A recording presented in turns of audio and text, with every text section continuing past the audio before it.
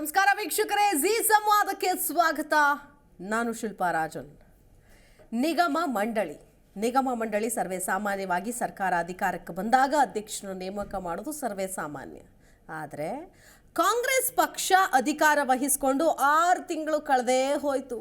ಇನ್ನೂ ಕೂಡ ನಿಗಮ ಮಂಡಳಿಯ ಅಧ್ಯಕ್ಷರ ಆಯ್ಕೆ ಆಗಿಲ್ಲ. ಇವಾಗತ್ತೆ ಆವಾಗತ್ತೆ ಅಂತ ಕಣ್ಣಿಗೆ ಎಣ್ಣೆ ಬಿಟ್ಕೊಂಡು ಹಿರಿಯ ಶಾಸಕರು, ಯಾರೆಲ್ಲ ಆಕಾಂಕ್ಷಿಗಳಿದ್ದಾರೋ ಅವರು, ಪಕ್ಷದ ನಿಷ್ಠಾವಂತ ಕಾರ್ಯಕರ್ತರು, ಪಕ್ಷದಲ್ಲಿ ಸ್ಥಾನಮಾನ ಸಿಗಬೇಕು ಅಂತ ಬಯಸಿದವರು, ಹೀಗೆ ಸಚಿವ ಸ್ಥಾನ ಕೈ ತಪ್ಪಿರೋರು, ಹೀಗೆ ಒಂದೊಂದು ಆಯಾಮದಲ್ಲಿ ಒಂದೊಂದು ಲಿಸ್ಟ್ ಇದ್ದೇ ಇರುತ್ತೆ. ಇವರೆಲ್ಲರೂ ಕೂಡ ಚಾತಕ ಪಕ್ಷಿಗಳಂತ ಕಾಯ್ತಾ ಇದ್ದಾರೆ. ಅಧ್ಯಕ್ಷ ನೇಮಕ ಆಗತ್ತೆ, ನಮ್ಮ ಹೆಸರು ಬರುತ್ತೇನೋ ಅನ್ನೋ ಒಂದು ಆಸೆಯಿಂದ, ಕುತೂಹಲದಿಂದ. ರಾಜ್ಯ ನಾಯಕರೇನೋ ಇದರಲ್ಲಿ ಸಿಕ್ಕಾಪಟ್ಟೆ ಬ್ಯುಸಿ ಆಗಿದ್ದಾರೆ. ಆದರೆ ಈ ಆಯ್ಕೆಯ ಸಂದರ್ಭದಲ್ಲಿ ಸರ್ವೇ ಸಾಮಾನ್ಯವಾಗಿ ಒಂದಷ್ಟು ಅಸಮಾಧಾನಗಳು ಕೇಳಿ ಬರೋದು ಸರ್ವೇ ಸಾಮಾನ್ಯ. ಆದರೆ ಇಲ್ಲಿ ರಾಜ್ಯ ನಾಯಕರಿಗೂ ಮತ್ತು ಹೈಕಮಾಂಡ್ ನಡುವೆನೇ ಅಸಮಾಧಾನ ಬಂತ, ಅಥವಾ ಪರಮೇಶ್ವರ್ ಅವರಿಗೆ ಅಸಮಾಧಾನ ವ್ಯಕ್ತ ಆಗ್ತಾ ಇದೆಯಾ, ಪರಮೇಶ್ವರ್ ಅವರ ಗಮನಕ್ಕೆ ಇಲ್ವಾ, ಗೃಹ ಸಚಿವರನ್ನ ಲೆಕ್ಕಕ್ಕೆ ಇಟ್ಕೊಂಡಿಲ್ವಾ ಅನ್ನೋದು ಒಂದು ಕಡೆ. ಏನು, ನಾನು ಅವ್ರನ್ನ ಕರೆದು ಮಾತನಾಡ್ತೀನಿ ಅಂತ ಸಿದ್ದರಾಮಯ್ಯನವ್ರು ಹೇಳಿದ್ದಾರೆ. ಎಲ್ಲಾರನ್ನೂ ಕೇಳಿ ಮಾಡೋಕ್ಕಾಗಲ್ಲ ಅಂತ ಸಿದ್ದರಾಮಯ್ಯನವ್ರು ಹೇಳಿದ್ದಾರೆ. ಅಷ್ಟೇ ಅಲ್ಲ, ಒಂದಷ್ಟು ಹೆಸರುಗಳು ರಾಜ್ಯ ನಾಯಕರ ಕಣ್ತಪ್ಪಿಯೂ ಕೂಡ ಬಂದಿದೆ. ಅಂದರೆ ಕಣ್ತಪ್ಪಿಸಿ ಬಂದಿದೆ. ಕೆಲವೊಂದು ಹೆಸರುಗಳು ಇರಲೇ ಇಲ್ಲ, ಅದನ್ನು ಹೈಕಮಾಂಡ್ ನಾಯಕರು ಸೇರಿಸಿದ್ದಾರೆ ಅನ್ನೋ ಮಾತು, ಕಲಬುರಗಿಯ ಕಡೆಯಿಂದ, ನಾಯಕರ ಕಡೆಯಿಂದ ಬಂದಿದೆ ಅನ್ನೋಂಥ ಒಂದು ಮಾತು. ಅಂದರೆ ಮಲ್ಲಿಕಾರ್ಜುನ್ ಖರ್ಗೆ ಅವರ ಇನ್ಫ್ಲೂಯೆನ್ಸ್ ಮೇಲೆ ಬಂದಿದೆ. ಅದು ಆಬ್ವಿಯಸ್ಲಿ ಹೈಕಮಾಂಡ್ ಆಯ್ಕೆ ಅಂತ ಹೇಳ್ತಾರೆ. ಸೊ ರಾಜ್ಯದ ನಾಯಕರು ಅಥವಾ ಸಚಿವರು, ಕಾರ್ಯಕರ್ತರು ಏನು ಕೆಲಸ ಮಾಡ್ತಾರೆ ಅನ್ನೋದು ನಮಗೆ ಗೊತ್ತಿರುತ್ತೆ.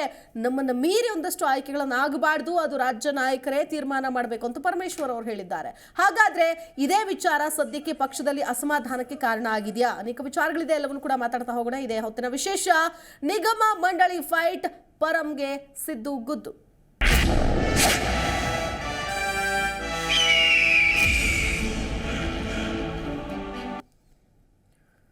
ನಿಗಮ ಮಂಡಳಿ ಅಧ್ಯಕ್ಷ ಸ್ಥಾನದ ಆಯ್ಕೆ ಆಗಬೇಕು ಅನ್ನೋ ಒಂದು ವಿಚಾರ ಬಹಳ ದಿನಗಳಿಂದಲೂ ಕೂಡ ಮುನ್ನೆಲೆಗೆ ಬರ್ತಾನೆ ಇದೆ. ಈಗಾಗುತ್ತೆ ಆವಾಗತ್ತೆ ಅಂತ ಕಾಯ್ತಾನೆ ಇದ್ದಾರೆ. ಸರ್ಕಾರ ರಚನೆ ಆಗಿ 6 ತಿಂಗಳು ಕಳೆದ್ರು, ಇನ್ನೂ ಪಟ್ಟಿ ಅಂತಿಮಗೊಂಡಿಲ್ಲ. ಒಂದು ಸಮಾಧಾನದ ವಿಷಯ ಇವತ್ತು ಸಿದ್ದರಾಮಯ್ಯನವ್ರು ಹೇಳಿದ್ದೇನು ಅಂತಂದ್ರೆ, ಶಾಸಕರದೆಲ್ಲ ಮುಗ್ದೋಗ್ಬಿಟ್ಟಿದೆ, ಅವ್ರದ್ದೇನು ಬಾಕಿ ಇಲ್ಲ, ಅವ್ರದ್ದು ಫೈನಲ್ ಆಗಿದೆ ಅನ್ನೋ ಥರನೇ ಹೇಳಿದ್ರು. ಅಂದ್ರೆ ಉಳಿದಿರೋದು ಕಾರ್ಯಕರ್ತರ ವಿಷಯ ಅಂತ. ಪಟ್ಟಿ ಸಿದ್ಧಪಡಿಸುವಾಗ ಅಭಿಪ್ರಾಯ ಕೇಳಿಲ್ಲ, ನನ್ನ ಅಭಿಪ್ರಾಯ ಕೇಳಿಲ್ಲ ಅಂದ್ರು ಪರಮೇಶ್ವರ್. ಸಿಎಂ ಹಾಗೂ ಕೆಪಿಸಿಸಿ ಅಧ್ಯಕ್ಷರ ವಿರುದ್ಧನೇ ಗೃಹ ಸಚಿವರು ಕಿಡಿಕಾರದ್ರ. ನಿಗಮ ಮಂಡಳಿ ನೇಮಕದ ವೇಳೆ ಎಲ್ಲರ ಅಭಿಪ್ರಾಯ ಪಡೆಯೋದಕ್ಕೆ ಕಷ್ಟ ಅಂತ ಅಸಮಾಧಾನ ತೋರಿದ್ದ ಪರಮೇಶ್ವರ್ಗೆ ಪ್ರಶ್ನೆಗೆ ಸಿದ್ದರಾಮಯ್ಯನವರು ಉತ್ತರ ಕೊಡ್ತಾರೆ. ಪರಮೇಶ್ವರ ಬೆಂಬಲಕ್ಕೆ ನಿಲ್ತಾರೆ ಸಚಿವರಾದ ಸತೀಶ್ ಜಾರಕಿಹೊಳಿ. ಭಾನುವಾರ ಸುರ್ಜೇವಾಲಾ ಜೊತೆ ಸಿಎಂ ಡಿಸಿಎಂ ಚರ್ಚೆ ಮಾಡ್ತಾರ. ರೆಡಿ ಇದ್ದ ಪಟ್ಟಿಯಲ್ಲಿ 4 ಹೆಸರು ಸೇರ್ಪಡೆ ಆಗತ್ತೆ ಇದ್ದಕ್ಕಿದ್ದಂಗೆ. ಹೆಂಗೆ? ಎಐಸಿಸಿ ಅಧ್ಯಕ್ಷ ಮಲ್ಲಿಕಾರ್ಜುನ್ ಖರ್ಗೆ ಅವರ ಕಡೆಯಿಂದ ಹೊಸಬರು ಪಟ್ಟಿಗೆ ಎಂಟ್ರಿ ಕೊಟ್ರ. ಹಾಗಾದ್ರೆ ಅಂದ್ರೆ ಅಲ್ಲೊಂದು ಬಾಗಿಲು ನೋಡಿ, ಮೊದಲೇ ಇಲ್ಲಿ ಈಗ ಆಲ್ರೆಡಿ ಇಬ್ಬರ ಗುದ್ದಾಟ ಇದೆ. ಇವರ ಬೆಂಬಲಿಗರಿಗೆ ಕೊಡಬೇಕು, ಸಿದ್ದರಾಮಯ್ಯನವ್ರ ಬೆಂಬಲಿಗರಿಗೆ ಕೊಡಬೇಕು, ಡಿ ಕೆ ಶಿವಕುಮಾರ್ ಅವರ ಬೆಂಬಲಿಗರಿಗೆ ಕೊಡಬೇಕು. ಅಂದರೆ ಒಂದು ಕಾರ್ಯಕರ್ತರ ವಿಚಾರ ಅಂತ ತೆಗೆದುಕೊಂಡಾಗ ಇದು ಮತ್ತೆ ಇನ್ನೊಂದು ಮಲ್ಲಿಕಾರ್ಜುನ್ ಖರ್ಗೆ ಅವರ ಬೆಂಬಲಿಗರು ಕೂಡ ಇಲ್ಲಿ ಸೇರ್ಪಡೆಗೊಳ್ತಾ ಇದ್ದಾರಾ, ಅಥವಾ ಇದು ಯಾವ ರೀತಿಯ ಅಸಮಾಧಾನಕ್ಕೆ ಕಾರಣ ಆಗುತ್ತೆ? ಅಧ್ಯಕ್ಷರ ನೇಮಕಾತಿ ಇಷ್ಟೊಂದು ಕಗ್ಗಂಟಾಗೋದಕ್ಕೆ ಏನು ಕಾರಣ? ಹೈಕಮಾಂಡ್ ನಾಯಕರ ಒಂದು ಹಸ್ತಕ್ಷೇಪ ಯಾವ ಮಟ್ಟಿಗಿದೆ? ಹಾಗಾದರೆ ಇದರಲ್ಲಿ ಅನೇಕ ವಿಚಾರಗಳಿದೆ, ಚರ್ಚೆ ಮಾಡೋಣ. ಚರ್ಚೆ ಆರಂಭದಕ್ಕೂ ಮುನ್ನ ನಾಯಕರು ಮಾತನಾಡಿದ್ದಾರೆ, ಪರಮೇಶ್ವರ್ ಮಾತನಾಡಿದ್ದಾರೆ, ಸಿಎಂ ಸಿದ್ದರಾಮಯ್ಯನವರು ಮಾತನಾಡಿದ್ದಾರೆ. ಏನು ಹೇಳಿದ್ದಾರೆ ಕೇಳ್ಕೊಂಡು ಬರೋಣ. ನೋಡಿ, ಇದರ ಬಗ್ಗೆ ಪದೇ ನಾನು ಹೇಳ್ತಾ ಇದ್ದೀನಿ. ನಮ್ಮನ್ನು ಯಾರನ್ನು ಕೂಡ ಅವರು ಕನ್ಸಲ್ಟ್ ಮಾಡಿಲ್ಲ. ಒಂದೆರಡು ಹೆಸರು ಕೊಡಿ ಅಂತೇಳಿ ಇವರು ಹೆಸರುಗಳು ಕೊಟ್ಟಿರ್ಬೋದು. ಅದು ಬಿಟ್ಟರೆ ಇಂಡಿವಿಜುವಲ್ ಆಗಿ ಕರೆದು ಲೀಡರ್ಗಳನ್ನ ಮಾತಾಡಿ ಅವ್ರನ್ನ ಜಿಲ್ಲೆಗೆ ಯಾರು ನಿಮ್ಮಲ್ಲಿ ಕೆಲಸ ಮಾಡಿದ್ದಾರೆ, ಜಿಲ್ಲಾವರು ಕೆಲಸ ಮಾಡಿರೋದು ನಮ್ಗಳಿಗೆ ಗೊತ್ತಿರುತ್ತೆ ವಿನ ಅವ್ರುಗಳಿಗೆ ಗೊತ್ತಿರೋದಿಲ್ಲ. ಅದು ಒಂದು. ಎರಡನೇದು, ಮುಖ್ಯಮಂತ್ರಿಗಳಿದ್ದಾರೆ, ಅಧ್ಯಕ್ಷರಿದ್ದಾರೆ, ಪಕ್ಷದ ಅಧ್ಯಕ್ಷರಿದ್ದಾರೆ, ಅವರಿಗೆ ಜವಾಬ್ದಾರಿಗೆ ಬಿಟ್ಕೊಡ್ಬೇಕು. ಯಾಕಂದರೆ ರಾಜ್ಯವನ್ನು ಇವತ್ತು ನಡೆಸ್ತಕ್ಕಂಥವರು ಮುಖ್ಯಮಂತ್ರಿಗಳು ಮತ್ತು ನಮ್ಮ ಅಧ್ಯಕ್ಷರು ಪಕ್ಷದ ಜವಾಬ್ದಾರಿ ಹೊಂದಿದ್ದಾರೆ. ಅವರಿಗೆ ಹೆಚ್ಚು ಪ್ರಾಮುಖ್ಯತೆಯನ್ನು ಕೊಟ್ಟು ಅವ್ರಿಗೆ ಹೇಳಬೇಕು, ನೀವು ನಿಮ್ಮ ಎಲ್ಲ ಜಿಲ್ಲೆಯ ಮುಖಂಡರುಗಳನ್ನು ಕರೆಸಿ ನೀವು ಚರ್ಚೆ ಮಾಡಿ ಆನಂತರ ಕೊಡಿ ಅಂತ ಅವ್ರಿಗೆ ಹೇಳಬೇಕು. ನೇರವಾಗಿ ನಮ್ಮ ಇವರು ಜನರಲ್ ಸೆಕ್ರೆಟರಿ ಅವರೇ ಮಾಡ್ತಾ ಇದ್ದಾರೆ. ಹಾಗಾಗಿ ಸ್ವಲ್ಪ ನಿಧಾನ ಆಗಿದೆ. ಅದನ್ನೆಲ್ಲ ತೀರ್ಮಾನ ಮಾಡಿ ಸುರ್ಜೇವಾಲನ ಕೈಲಿ ಲಿಸ್ಟ್ ಕೊಟ್ಟಿದ್ದೀವಿ. ಅದು ವೇಣುಗೋಪಾಲ್ ಅವರಿಂದ ಸೈನ್ ಆಗಿ ಬರಬೇಕಷ್ಟೇ. ನಮ್ಮ ಸಲಹೆ ಪಡೆದಿಲ್ಲ ಅಂತ ಪರಮೇಶ್ವರ್ ಅವರು ಹೇಳಿದ್ದಾರೆ ಸರ್. ನಮ್ಮ ಸಲಹೆ ಕೂಡ ಪಡ್ಕೊಂಡಿಲ್ಲ, ಅದಕ್ಕೆ ನಿಧಾನ ಆಗ್ತಿದೆ ಅಂತ ಹೇಳ್ತಾ ಇದ್ದಾರೆ ಸರ್. ಪರಮೇಶ್ವರ್ ಈ ಸಲ ಹೇಳಿಕೆ ಕೊಟ್ಟರು. ಇದು ಎಲ್ಲರ ಸಲಹೆನೂ ಪಡ್ಕೊಳಕ್ಕೆ ಕಷ್ಟ ಆಗ್ತದೆ. ನಾನು ಮಾತಾಡಿದ್ದೀನಿ ಅವ್ರ ಜೊತೆ, ಅದನ್ನೆಲ್ಲ ತೀರ್ಮಾನ. ಇದೇ ವಿಚಾರಕ್ಕೆ ಸಂಬಂಧಪಟ್ಟಂತೆ ಚರ್ಚೆ ಆರಂಭ ಮಾಡ್ತೀವಿ. ನಮ್ಮ ಜೊತೆಗೆ ಅತಿಥಿಗಳು ಕೂಡ ಜಾಯ್ನ್ ಆಗ್ತಾ ಹೋಗ್ತಾರೆ. ಕಾಂಗ್ರೆಸ್ ಪಕ್ಷದ ವಕ್ತಾರರಾದಂತಹ ರಾಮಕೃಷ್ಣ ಅವರಿದ್ದಾರೆ. ನಮಸ್ಕಾರ ಸರ್, ಕಾರ್ಯಕ್ರಮಕ್ಕೆ ಸ್ವಾಗತ. ನಮಸ್ಕಾರ. ಬಿಜೆಪಿಯಿಂದ ಅಶ್ವಿನಿ ಅವರು ಜಾಯ್ನ್ ಆಗ್ತಾ ಇದ್ದಾರೆ. ನಮಸ್ಕಾರ ಮೇಡಮ್, ಕಾರ್ಯಕ್ರಮಕ್ಕೆ ಸ್ವಾಗತ. ಸರ್, ರಾಮಕೃಷ್ಣ ಅವರು ಮೊದಲನೇದಾಗಿ, ಅದಕ್ಕೂ ರವಿಚಂದ್ರೇಗೌಡ ಇದ್ದಾರೆ, ಜೆಡಿಎಸ್ ಪಕ್ಷದ ವಕ್ತಾರ. ನಮಸ್ಕಾರ ರವಿಚಂದ್ರೇಗೌಡ ಅವರೇ, ಕಾರ್ಯಕ್ರಮಕ್ಕೆ ಸ್ವಾಗತ. ನಮಸ್ಕಾರ. ಓಕೆ, ಎಸ್ ರಾಮಕೃಷ್ಣ ಅವರು, ಮೊಟ್ಟ ಮೊದಲನೇದಾಗಿ ಏನು ಅಂತಂದರೆ ಜಿಲ್ಲಾ ನಾಯಕರ ಜೊತೆಗೆ ಮಾತನಾಡಿ ಪಟ್ಟಿ ಮಾಡಬೇಕು ಅನ್ನೋದು ಒಂದು. ಯಾಕಂತಂದರೆ ಒಂದು ಕಡೆ ಪಕ್ಷದ ಪ್ರಧಾನ ಕಾರ್ಯದರ್ಶಿಯವರೇ ಇದನ್ನು ಫೈನಲೈಸ್ ಮಾಡ್ತಾ ಇದ್ದಾರೆ. ರಾಜ್ಯದ ನಾಯಕರನ್ನ ಕೆಲವೊಂದು ವಿಷಯಕ್ಕೆ ಮಾತ್ರ ಇಟ್ಕೊಳ್ತಾ ಇದ್ದಾರೆ. ಅಂದರೆ ನಿಗಮ ಮಂಡಳಿಗಳು ಅಂತಂದರೆ ಈ ಸಚಿವ ಸ್ಥಾನ, ಮುಖ್ಯಮಂತ್ರಿ ಸ್ಥಾನ ಅದೆಲ್ಲ ಹೈಕಮಾಂಡ್ ಬಿಟ್ಟ ವಿಚಾರ ಅನ್ನೋದು ನಾವು ಸರ್ವೇ ಸಾಮಾನ್ಯವಾಗಿ ಗಮನಿಸ್ತೀವಿ. ಏನೇ ಶಾಸಕಾಂಗ ಪಕ್ಷದ ಸಭೆಯ ತೀರ್ಮಾನ ಇದ್ರೂ ಕೂಡ ಅದು ಅಲ್ಟಿಮೇಟ್ಲಿ ಅಲ್ಲಿಂದಾನೇ ಬರಬೇಕಾಗತ್ತೆ. ಆದರೆ ನಿಗಮ ಮಂಡಳಿಯ ಆಯ್ಕೆಗೂ ಕೂಡ ಅಲ್ಲಿಂದಾನೇ ಅಸ್ತು ಅನ್ನಬೇಕಾ? ಅವರು ಹ್ಞೂ ಅಂದರೆ ಅಷ್ಟೇನಾ ಇಲ್ಲಿ ಹಾಗಾದರೆ ಮುಂದಕ್ಕೆ ಹೋಗೋದು ಫೈಲು? ಅದ್ರ ಜೊತೆಗೆ ಕೆಲವೊಂದು ಮುಖ್ಯವಾದ ಸಚಿವರ ಒಂದಷ್ಟು ಗಮನಕ್ಕೂ ಕೂಡ ಹೋಗಿರುತ್ತೆ ಸರ್ವೇ ಸಾಮಾನ್ಯವಾಗಿ. ಪರಮೇಶ್ವರ್ ಅವರು ಇಂಡೈರೆಕ್ಟ್ ಆಗಿ ಅಸಮಾಧಾನ ಕೂಡ ವ್ಯಕ್ತಪಡಿಸಿದ್ದಾರೆ. ಇಲ್ಲಿರೋರಿಗೆ ಬಿಡಬೇಕು, ಅದರಲ್ಲೂ ಹಸ್ತಕ್ಷೇಪ ಮಾಡ್ತಾರೆ ಅನ್ನೋ ನಿಟ್ಟಿನಲ್ಲಿ ಮಾತನಾಡಿದ್ದಾರೆ. ಏನು ಹೇಳ್ತೀರಿ ಸರ್ ಮೊದಲನೇದಾಗಿ? ಈಗ ಅದಕ್ಕೆ ಮುಂಚೆ ದಯಮಾಡಿ ಹೇಳ್ತೀನಿ. ಭಾರತ್ ಜೋಡೋ ನ್ಯಾಯ ಯಾತ್ರೆಯಲ್ಲಿ ನಮ್ಮ ನಾಯಕರನ್ನ ಒಂದು ರೀತಿ ಅಪರಾಧಿಗಳ ಸ್ಥಾನದಲ್ಲಿ ನಿಲ್ಲಿಸಿ ಅವ್ರಿಗೆಲ್ಲೂ ಓಡಾಡೋದಕ್ಕೆ ಬಿಡೋದಿಲ್ಲ, ದೇವಸ್ಥಾನಕ್ಕೆ ಬಿಡೋದಿಲ್ಲ ಅಂತ ಇರ್ತಕ್ಕಂಥದ್ದನ್ನು ನಾನು ನಿಜವಾಗ್ಲೂ ಕೂಡ ಪ್ರಜಾಪ್ರಭುತ್ವ ರಾಷ್ಟ್ರದಲ್ಲಿ ಇದು ನಡೀತಾ ಇರ್ತಕ್ಕಂಥದ್ದನ್ನು ಕಗ್ಗೊಲೆ ಅಂತೇಳಿ ಖಂಡಿಸ್ತೇನೆ. ಈಗ ನೀವು ಹೇಳಿದ್ರಿ ನಿಗಮ ಮಂಡಳಿಗಳು, ಒಂದಂತೂ ಸತ್ಯ, ರಾಜ್ಯದ ನಿಗಮ ಮಂಡಳಿಗಳಿಗೆ ಬೇರೆ ರಾಜ್ಯದಿಂದನೋ ಮತ್ತೊಂದೋ ಎಲ್ಲಿಂದನೋ ಯಾರನ್ನೂ ತರೋದಿಲ್ಲ, ಅದಂತೂ ಸ್ಪಷ್ಟ. ಆಮೇಲೆ ನೀವು ಹೇಳಿದ್ರಿ ಈಗಾಗಲೇ ಕಾಂಗ್ರೆಸ್ ಪಾರ್ಟಿನಲ್ಲಿ ಇರ್ತಕ್ಕಂಥ ಕಾರ್ಯಕರ್ತರಿರ್ಬೋದು, MLAಗಳಿರ್ಬೋದು, MLCಗಳಿರ್ಬೋದು, ಅವ್ರಿಗೆ ನಿಗಮ ಮಂಡಳಿಗಳಲ್ಲಿ ಸ್ಥಾನವನ್ನು ಕೊಡ್ತೇವೆ ಅಂತಕ್ಕಂಥದ್ದನ್ನು ಘಂಟಾಘೋಷವಾಗಿ ಅಧ್ಯಕ್ಷರು, ಮುಖ್ಯಮಂತ್ರಿಗಳು, ಈ ಇನ್ಕ್ಲೂಡಿಂಗ್ ಜಿ ಪರಮೇಶ್ವರ್ ಅವರು ಕೂಡ ಹೇಳಿದ್ದಾರೆ. ಈಗ ಇರ್ತಕ್ಕಂಥದ್ದು ಒಂದು ಲೀಸ್ಟ್ ಕಳಿಸಿದ್ದೀವಿ, ಅದು ಫೈನಲ್ ಆಗಿದೆ. ಮತ್ತೊಂದು ಇಷ್ಟೆಲ್ಲ ಇದ್ದ ಮೇಲೂ ಕೂಡ ನಾವು ಹೈಕಮಾಂಡ್ ಕಳಿಸ್ತೀವಿ ಅಂತಕ್ಕಂಥದ್ದೊಂದು ಪದ್ಧತಿ ಇದ್ದ ಮೇಲೆ ಅರ್ಥ ಆಗ್ತಿದ್ಯಾ? ಇವಾಗ ಮೊದಲ ಹಂತದಲ್ಲಿ ಎಲ್ಲರ ಅಭಿಪ್ರಾಯವನ್ನು ಕೇಳ್ತಾರೆ, ಎರಡನೇ ಹಂತದಲ್ಲಿ ಯಾರನ್ನು ಕೇಳಬೇಕೋ ಕೇಳ್ತಾರೆ, ಮೂರನೇ ಹಂತ ಫೈನಲ್ಗೆ ಬಂದಾಗ ಪಾರ್ಟಿಯ ಅಧ್ಯಕ್ಷರು ಮತ್ತು ಮುಖ್ಯಮಂತ್ರಿಗಳನ್ನು ಕೇಳಿರ್ತಾರೆ. ಈಗ ತಾನೇ ಹೇಳಿದ್ರು CM ಅವರು, GM ಪರಮೇಶ್ವರ್ ಅವರು ಕೂಡ, ಪರಮೇಶ್ವರ್ ಅವರು ಕೂಡ ನಮ್ಮ ರಾಜ್ಯದ ಒಬ್ಬ ಅತ್ಯುನ್ನತ ನಾಯಕರಾಗಿದ್ದಾರೆ. ಆದರೂ ಕೂಡ ಅವ್ರು ಪರ್ಸನಲಾಗಿ ಮಾತಾಡಿದ್ದೀನಿ ನಾನು ಅಂತ ಹೇಳಿದ್ದಾರೆ. ಇಲ್ಲಿ ಇರ್ತಕ್ಕಂಥದ್ದು ಈ ಒಂದು ವ್ಯವಸ್ಥೆ ಇಲ್ಲೇ ಅಲ್ಲ. ಕಳೆದ ಸರ್ಕಾರದಲ್ಲಿ ಈ ಗೋಜಲು ಇರ್ತಕ್ಕಂಥದ್ದೇ, BJP ಸರ್ಕಾರ ಅಧಿಕಾರದಲ್ಲಿದ್ದಾಗಲೂ ಈ ಗೋಜಲು ಇರ್ತಕ್ಕಂಥದ್ದೇ. ಯಾಕೆಂದರೆ ಕಾರ್ಯಕರ್ತರನ್ನ ಆಯ್ಕೆ ಮಾಡಿ ಅವ್ರು ಕಳಿಸ್ಬೇಕಾದ್ರೆ ಇದಾಗ್ತದೆ. ಇದೇ ನಿಗಮ ಮಂಡಳಿಗಳು ಇನ್ನೂ 4 ಪಟ್ಟು ಕೇಂದ್ರ ಸರ್ಕಾರದಲ್ಲೂ ಇದೆ. ಆ ಕೇಂದ್ರ ಸರ್ಕಾರದಲ್ಲಿದ್ದಾಗ BJP ಸರ್ಕಾರ ಇದೆಯಲ್ಲ, ಈಗ ಅಲ್ಲೂ ಕೂಡ ಕಾರ್ಯಕರ್ತರನ್ನ ಅಪಾಯಿಂಟ್ ಮಾಡಿದ್ದಾರೆ, ಅವರ ಮಾತೃ ಸಂಸ್ಥೆಯವ್ರನ್ನ ಅಪಾಯಿಂಟ್ ಮಾಡಿದ್ದಾರೆ, ಮತ್ತೊಂದು ಮಾಡಿದ್ದಾರೆ. ಅಲ್ಲೂ ಕೂಡ ವಿಳಂಬ ಆಗ್ತದೆ. ಇದು ಏನೇ ಇದ್ರೂ ಕೂಡ ಇದು ಬರೀ ಕರ್ನಾಟಕ ರಾಜ್ಯದಲ್ಲಿ ಮಾತ್ರ ಆಗ್ತಾ ಇದೆ ಅಂತಕ್ಕಂಥದ್ದನ್ನ ಯಾರು ಅನ್ಕೋಬೇಕು. ಆಮೇಲೆ ವಿರೋಧ ಪಕ್ಷದವ್ರು ಹೇಳ್ತಾ ಇದ್ದಾರೆ 6 ತಿಂಗಳಾಯ್ತು ಇವ್ರು ಮಾಡಕ್ಕಾಗ್ತಿಲ್ಲ, ಇವ್ರು ಮಾಡೋದಿಲ್ಲ, ಹಾಗೆ ಹೀಗೆ ಅಂತೆಲ್ಲ ಹೇಳ್ತಾ ಇದ್ದಾರೆ. ಅದಕ್ಕೆ ನಾನು ಮಾತು ಹೇಳಿದೆ. ಈಗ ಉಳಿದಿರ್ತಕ್ಕಂಥದ್ದು ಈಗ ಇನ್ನೊಂದು ವಾರದಲ್ಲಿ ಪಟ್ಟಿ ಬಿಡುಗಡೆ ಆಗತ್ತೆ ಅಂತಕ್ಕಂಥ ಒಂದು ಸಂದೇಶ ನಮಗೆ ಬಂದಿದೆ. ಈಗ ಏನೇ ಇರಲಿ, ಈ ಪಾರ್ಟಿ ಒಳಗಡೆ ನಡೀತಕ್ಕಂಥದ್ದೆಲ್ಲ ಇದು ಆಂತರಿಕ ಪ್ರಜಾಪ್ರಭುತ್ವ ಒಂದು ಕಡೆ ಆದರೂ ಕೂಡ ಈ ಆಂತರಿಕ ಪ್ರಜಾಪ್ರಭುತ್ವ ಇರ್ತಕ್ಕಂಥ ಪಾರ್ಟಿ ಕಾಂಗ್ರೆಸ್ ಪಾರ್ಟಿಯಲ್ಲಿ ಮಾತ್ರ ಈ ರೀತಿಯಾದಂಥ ಯಾವುದನ್ನ ಒಳ್ಳೇದು ತಪ್ಪು ಇಲ್ಲ, ಬರ್ತಾರೆ ಹೋಗ್ತಾರೆ ಯಾರು ಅಂತಕ್ಕಂಥದ್ದು ಇದಿದ್ದಾಗ ಮಾತ್ರ ಇದು ನಿಜವಾದಂತ ಒಂದು ರಾಜಕೀಯ ಪಕ್ಷ ಆಗ್ತದೆ. ಹಾಗಾಗಿ ಕೆಲವೇ ದಿನಗಳಲ್ಲಿ ಈ ಪಟ್ಟಿ ಬಿಡುಗಡೆ ಎಲ್ಲರೂ ಕೂಡ ಅವರ ಸ್ಥಾನವನ್ನ ಪಡಿತಾರೆ. ಆಯ್ತು, ಆಂತರಿಕ ಪ್ರಜಾಪ್ರಭುತ್ವ ಅನ್ನೋದು ಅಸಮಾಧಾನವನ್ನ ವ್ಯಕ್ತಪಡಿಸಬಹುದು, ಆದ್ರೆ ಪಕ್ಷದ ವೇದಿಕೆಗಳಲ್ಲೂ ವ್ಯಕ್ತಪಡಿಸಬಹುದು. ಯಾಕೆ ಬಹಿರಂಗವಾಗಿಯೇ ವ್ಯಕ್ತಪಡಿಸಬೇಕು? ಯಾಕೆ ಹೇಳಬೇಕು ಬಹಿರಂಗವಾಗಿ? ಅದನ್ನ ಹೇಳದೇನೂ ಇರಬಹುದು, ಎಲ್ಲ ಸರಿ ಇದೆ ಅಂತಾನೂ ಹೇಳ್ಬೋದು. ಇರೋದನ್ನ ಇದ್ದಂಗೆ ಹೇಳಿದ್ದಾರೆ ಪರಮೇಶ್ವರ್ ಅವರೇನು ಸುಳ್ಳು ಹೇಳಿಲ್ಲ. ಎಸ್ ಅಶ್ವಿನಿ ಅವರು ಒಂದು ಕಡೆ ಹೇಳ್ತಾರೆ, ಅಂದ್ರೆ ಜಿಲ್ಲಾ ಮಟ್ಟದ ನಾಯಕರು, ಮುಖಂಡರು, ಅಥವಾ ನಾನು 8 ವರ್ಷ ಪಕ್ಷದ ಅಧ್ಯಕ್ಷನಾಗಿ ದುಡಿದಿದ್ದೀನಿ, ಯಾರ್ಯಾರು ಎಲ್ಲೆಲ್ಲಿ ಏನೇನು ಕೆಲಸ ಮಾಡ್ತಿದ್ದಾರೆ ಅನ್ನೋದು ನನಗೆ ಚೆನ್ನಾಗಿ ಗೊತ್ತಿದೆ, ಬಹುಶಃ ನನ್ನ ಸಲಹೆ ತಗೊಂಡಿದ್ರೆ ಹಿಂಗೆ ಆಗ್ತಿರ್ಲಿಲ್ವೇನೋ ಅನ್ನೋದನ್ನೇ ಹೇಳಿದ್ದಾರೆ ನೇರವಾಗಿ. ಜಿ ಪರಮೇಶ್ವರ್ ಅವರು ಏನು ಹೇಳ್ತೀರಿ? ಮೊದಲನೇದಾಗಿ ಇವತ್ತು ಪರಾಕ್ರಮ ದಿವಸದ ಶುಭಾಶಯಗಳನ್ನು ಎಲ್ಲರಿಗೂ ನಾನು ನಿಮ್ಮ ವಾಹಿನಿಯ ಮೂಲಕ ಸಮಸ್ತ ಕನ್ನಡ ಜನತೆಗೆ ಹೇಳಕ್ಕೆ ಇಷ್ಟಪಡ್ತೀನಿ. ಇವತ್ತು ಸುಭಾಷ್ ಚಂದ್ರ ಬೋಸ್ ನೇತಾಜಿ ಅವರ ಜನ್ಮ ದಿನ, ಹಾಗಾಗಿ ಪರಾಕ್ರಮ ದಿವಸ್ ಅಂತ ನಾವು ಆಚರಣೆ ಮಾಡ್ತಾ ಇದ್ವಿ. ಎಲ್ಲರಿಗೂ ಶುಭಾಶಯಗಳು. ನೋಡಿ ಶಿಲ್ಪಾ, ಆ್ಯಸ್ ಯೂಶುವಲ್ ಕಾಂಗ್ರೆಸ್ ಅಂತಂದರೆ ನಮಗೆಲ್ಲ ಗೊತ್ತಿರೋ ಅಂಥದ್ದು C for Congress, C for collection, C for corruption. So ಜಗತ್ ಜಾಹೀರ ಇದು. ಹಾಗಾಗಿ ಕಲೆಕ್ಷನ್ಗೆ ಇನ್ನೂ ಮಾತುಕತೆ, ಹರಾಜು ಎಲ್ಲ ನಡೀತಾ ಇದೆ, ಪ್ರಕ್ರಿಯೆ ನಡೀತಾ ಇದೆ, ಇನ್ನೂ ಅಂತಿಮಗೊಂಡಿಲ್ಲ. ಆ್ಯಂಡ್ ಎಲ್ರಿಗೂ ಗೊತ್ತಿರೋ ಹಾಗೆ ಪ್ರತಿಯೊಂದು ಮನೆಗೂ ಮಗುಗೂ ಗೊತ್ತು, ಕಾಂಗ್ರೆಸ್ಸು ಒಡೆದಿರೋ ಅಂಥ ಮನೆಯೊಂದು 3 ಬಾಗಿಲು ಬಣಗಳು ಆಯಿತಾ. ಪರಮೇಶ್ವರ್ ಅವರು ಅಷ್ಟು ನೀಟಾಗಿ ಒಂದು ಹೋಮ್ ಮಿನಿಸ್ಟರ್ ಆಗಿ ಇವತ್ತು ಅಷ್ಟು ಅಸಮಾಧಾನ ವ್ಯಕ್ತಪಡಿಸ್ತಾ ಇದ್ದಾರೆ ಅಂದರೆ ಅಫ್ಕೋರ್ಸ್ ನಮಗೆಲ್ಲರಿಗೂ ಗೊತ್ತಿದೆ 2018 ಎಲೆಕ್ಷನ್ಸಲ್ಲಿ ಅವ್ರನ್ನ ಮಾನವಾಗಿ ಸೋಲಿಸಿ ಮನೆಗೆ ಕಳಿಸಿ ಯಾವುದೇ ಒಂದು ಅವ್ರಿಗೆ ಒಂದು ಜವಾಬ್ದಾರಿ ಸ್ಥಾನ ಇಲ್ದಂಗೆ ಯಾವ ರೀತಿ ನಡೆಸ್ಕೊಂಡ್ರು ಅಂತ. ಸೊ ಇವತ್ತು ಏನೋ ಅವ್ರಿಗೆ ಪರಮೇಶ್ವರ್ ಅವ್ರಿಗೆ ಹೈಕಮಾಂಡು ಇನ್ನೊಬ್ಬರು ಮತ್ತೊಂದು ಅವ್ರಿಗೆ ಗೆದ್ದಿರೋದಕ್ಕೆ ಹೋಮ್ ಮಿನಿಸ್ಟರ್ ಅಂತ ಹೆಸರಿಗೆ ನಾವು ನೋಡ್ತಾ ಇದ್ದೀವಿ. ಇವತ್ತು ಬಹಿರಂಗವಾಗಿ ಅವ್ರು ಹೇಳ್ಕೊಳ್ತಾ ಇದ್ದಾರೆ. ಸೊ ಪ್ರತಿಯೊಂದು ಒಂದು ನಿಗಮ ಮಂಡಳಿ ಮಾಡಬೇಕಾದ್ರೆ ಶಿಲ್ಪಾ ಅವರೇ, ನಾನು ಹೇಳೋ ಅಂಥದ್ದು ಆ ಕೇಪಬಿಲಿಟಿ ಇರಬೇಕು, ಕ್ವಾಲಿಫಿಕೇಷನ್ ಇರಬೇಕು ಆಯಿತಾ.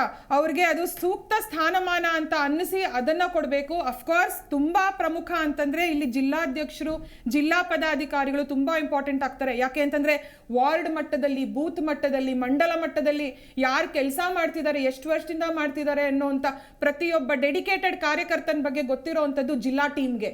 ಆ ಜಿಲ್ಲಾ ಟೀಮ್ ಏನು ಕೊಡುತ್ತೆ ದಟ್ ಇಸ್ ಮೋಸ್ಟ್ ಇಂಪಾರ್ಟೆಂಟ್, ಅದು ಇನ್ಪುಟ್. ಅದನ್ನ ಇವರು ಇಗ್ನೋರ್ ಮಾಡಿ ಡೆಲ್ಲಿನಲ್ಲೆಲ್ಲೋ ಕೂತಿರೋಂಥವ್ರು ರಣದೀಪ್ ಸುರ್ಜೇವಾಲಾ ಅವ್ರನ್ನ ಇದು ಮಾಡಿ ಆಯ್ತಾ ಮಾಡೋ ಅಂಥದ್ದು ಅವ್ರಿಗೆ ಏನು ಗೊತ್ತಿರೋದಿಲ್ಲ. ಅಲ್ಲ, ನಮ್ಮ ಸರ್ಕಾರ ಇದ್ದಾಗ, ಬಿಜೆಪಿ ಸರ್ಕಾರ ಇದ್ದಾಗ ಫಾರ್ಮೇಶನ್ ಆಗಿ 2.5 ತಿಂಗಳೊಳಗಡೆ ನಿಗಮ ಮಂಡಳಿದು ಎಲ್ಲನೂ ಕ್ಲಿಯರ್ ಆಯಿತು, ಸ್ಟಾರ್ಟ್ ಆಯಿತು, ಪ್ರಾಸೆಸ್ ಕಂಪ್ಲೀಟ್ ಕೂಡ ಆಯಿತು ಆಯ್ತಾ.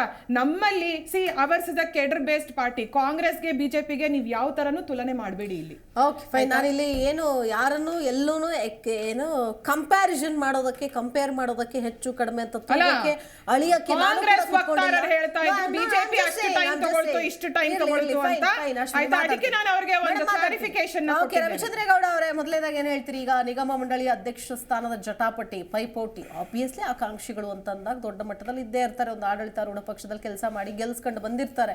ಕಾರ್ಯಕರ್ತರ ಒಂದು ಕೊಡುಗೆ ಕೂಡ ದೊಡ್ಡದಿರುತ್ತೆ. ಶಾಸಕರು, ಮಾಜಿ ಶಾಸಕರು, ಹಿರಿಯ ನಾಯಕರು, ಸಚಿವ ಸಂಪುಟದಲ್ಲಿ ಸ್ಥಾನದ ವಂಚಿತರಾದಂಥವ್ರು, ಹೀಗೆ ಲಿಸ್ಟ್ ತುಂಬಾ ದೊಡ್ಡದಿರುತ್ತೆ. ಹಾಗಾಗಿ ಅವರೆಲ್ಲರನ್ನೂ ಸಮಾಧಾನ ಪಡಿಸುವಂತಹ ನಿರಾಶ್ರಿತರ ಒಂದು ಪಟ್ಟಿ ಆದಂತ ಆಗ್ತಾ ಇದೆ ಇದು ನಿಗಮ ಮಂಡಳಿ ಅಧ್ಯಕ್ಷರ ಸ್ಥಾನ. ಏನು ಹೇಳ್ತೀರಿ? ಒಬ್ಬ ಅಹಿಂದ ನಾಯಕ ಅಂತ ಹೇಳುವ ಸನ್ಮಾನ್ಯ ಸಿದ್ದರಾಮಯ್ಯನವರು ಒಬ್ಬ ದಲಿತ ನಾಯಕ ಪರಮೇಶ್ವರ್ನ ಮಾಧ್ಯಮದವರು ಈ ರೀತಿ ಅಸಮಾಧಾನಗೊಂಡಿದ್ದಾರೆ ಅಂತ ಅವ್ರ ಗಮನಕ್ಕೆ ತಂದಾಗ ಅವ್ರು ಹೇಳ್ತಾರೆ ಎಲ್ಲಾರನ್ನು ಕೇಳಕ್ಕಾಗಲ್ಲ, ಎಲ್ಲಾರನ್ನು ಕೇಳಿ ಮಾಡಕ್ಕಾಗಲ್ಲ ಅಂತ ಹೇಳ್ತಾರೆ. ಇವರು ಬಾಯಿನಲ್ಲಿ ಮಾತ್ರ ಅಹಿಂದ ಅಂತ ಹೇಳ್ತಾರೆ. ಆದ್ರೆ ನಿಜವಾದ ಅಹಿಂದ ನಾಯಕ ಅಂತ ಹೇಳ್ಕೊಳ್ಳೋ ದಲಿತ ನಾಯಕ ಪರಮೇಶ್ವರ್ ಬಗ್ಗೆ, ಅದು ಗೃಹ ಸಚಿವರ ಬಗ್ಗೆ ಈ ರೀತಿ ಹೇಳಿರೋದು ಒಂದು ದಲಿತರಿಗೆ ಒಂಥರ ಅವಮಾನ ಮಾಡ್ದಂಗೆ. ಇವರು ಬಾಯಿನಲ್ಲಿ ಮಾತ್ರ ಇವ್ರು ಹೇಳೋದ್ ಬಿಟ್ಟು ಕೆಲಸ ಮಾಡ್ಬೇಕಾದ್ರೆ ಮಾತ್ರ ಅವ್ರನ್ನ ಮಾತು ತಗೊಳಕ್ಕಾಗಲ್ಲ ಅಂತಾರೆ. ನಮ್ಮ ಕಾಂಗ್ರೆಸ್ ವಕ್ತಾರ್ ಹೇಳಿದ್ರು ಸಿದ್ದರಾಮಯ್ಯನವರು ಪರಮೇಶ್ವರು ನಮ್ಮ ಉನ್ನತ ನಾಯಕರು ಅಂತ ಹೇಳಿದ್ರು. ಅವ್ರು ಆ ರೀತಿ ಏನು ಹೇಳಿಲ್ಲ. ಅದನ್ನ ಇವರು ನಮ್ಮ ವಕ್ತಾರು ಸೇರ್ಸಿ ಹೇಳಿದ್ರು ಅವ್ರ ಬಾಯಿನಲ್ಲಿ. ನಿಜವಾಗ ಅವ್ರು ಹೇಳುದೇನೋ ಪರಮೇಶ್ವರ್ ಮಾತ್ರ ತಗೊಳಕ್ಕಾಗಲ್ಲ ಅಂತ ಹೇಳಿದ್ರು. ಎಲ್ಲಾರು ಮಾತ್ರ ತಗೊಳಕ್ಕಾಗಲ್ಲ, ಪರಮೇಶ್ವರ್ ಮಾತ್ರ ತಗೊಳಕ್ಕಾಗಲ್ಲ ಅಂತ ಪರಮೇಶ್ವರ್ ಬಗ್ಗೆ ಅವಹೇಳನವಾಗಿ ಮಾತನಾಡಿದ್ದಾರೆ. ಆದ್ರಿಂದ ಇದು ಮೊದಲನೇದಾಗಿ ನಾವು ಖಂಡಿಸ್ಬೇಕು. ಜೊತೆಗೆ ಏನು ಅಂತಂದ್ರೆ, ಏನು ಜಿಲ್ಲಾ ನಾಯಕರುಗಳನ್ನ ಕೆಲಸ ಮಾಡ್ಬೇಕು ಅಂತ ಹೇಳ್ತಿದ್ರೆ, ಜಿಲ್ಲಾ ನಾಯಕರಲ್ಲಿ ರಾಜ್ಯ ಮಟ್ಟದ ಸುಮಾರು 8 ವರ್ಷ ಕಾಲ ಈ ರಾಜ್ಯದ ಅಧ್ಯಕ್ಷರಾಗಿದ್ದ ಪರಮೇಶ್ವರ್ ಅವರ ಬಗ್ಗೆನೆ ಕೇವಲವಾಗಿ ಇವ್ರು ನಡ್ಕೊಳ್ತಾ ಇರೋರು. ಈ ಎಲ್ಲಾ ಜಿಲ್ಲೆಯ ಅಧ್ಯಕ್ಷರುಗಳು ಮಾತ್ರ ಕೇಳ್ತಾರೆ ಅಂತ ಖಂಡಿತ ಅನ್ಕೊಳಕ್ಕಾಗಲ್ಲ.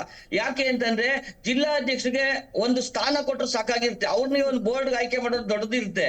ಈ ಏನಿರೋ ವ್ಯಾಪಾರ ಮಾಡೋ ಅಂತ ಒಂದು ಉದ್ಯೋಗ ಆಗಿರೋದ್ರಿಂದ ಬೋರ್ಡ್ಗಳ ಹರಾಜು ಮಾಡ್ಬೇಕಾಗಿದೆ. ಹರಾಜು ಮಾಡ್ಬೇಕಾದ್ರೆ ಸೆಂಟ್ರಲ್ ನಲ್ಲಿ ಮುಂದಿನ ಚುನಾವಣೆಗೆ ಹಣ ಸಂಗ್ರಹಣೆ ಮಾಡಬೇಕಾಗಿರೋದ್ರಿಂದ ಯಾರು ಎಷ್ಟು ಹಣವನ್ನು ಕೊಡ್ತಾರೆ ಅದನ್ನ ಪೀಠಲ್ಲಿ ವೇಣುಗೋಪಾಲ್ ಪ್ರಧಾನ ಕಾರ್ಯದರ್ಶಿಯ ನೇತೃತ್ವದಲ್ಲಿ ಹರಾಜು ಆಗ್ತಾ ಇದ್ದಾರೆ.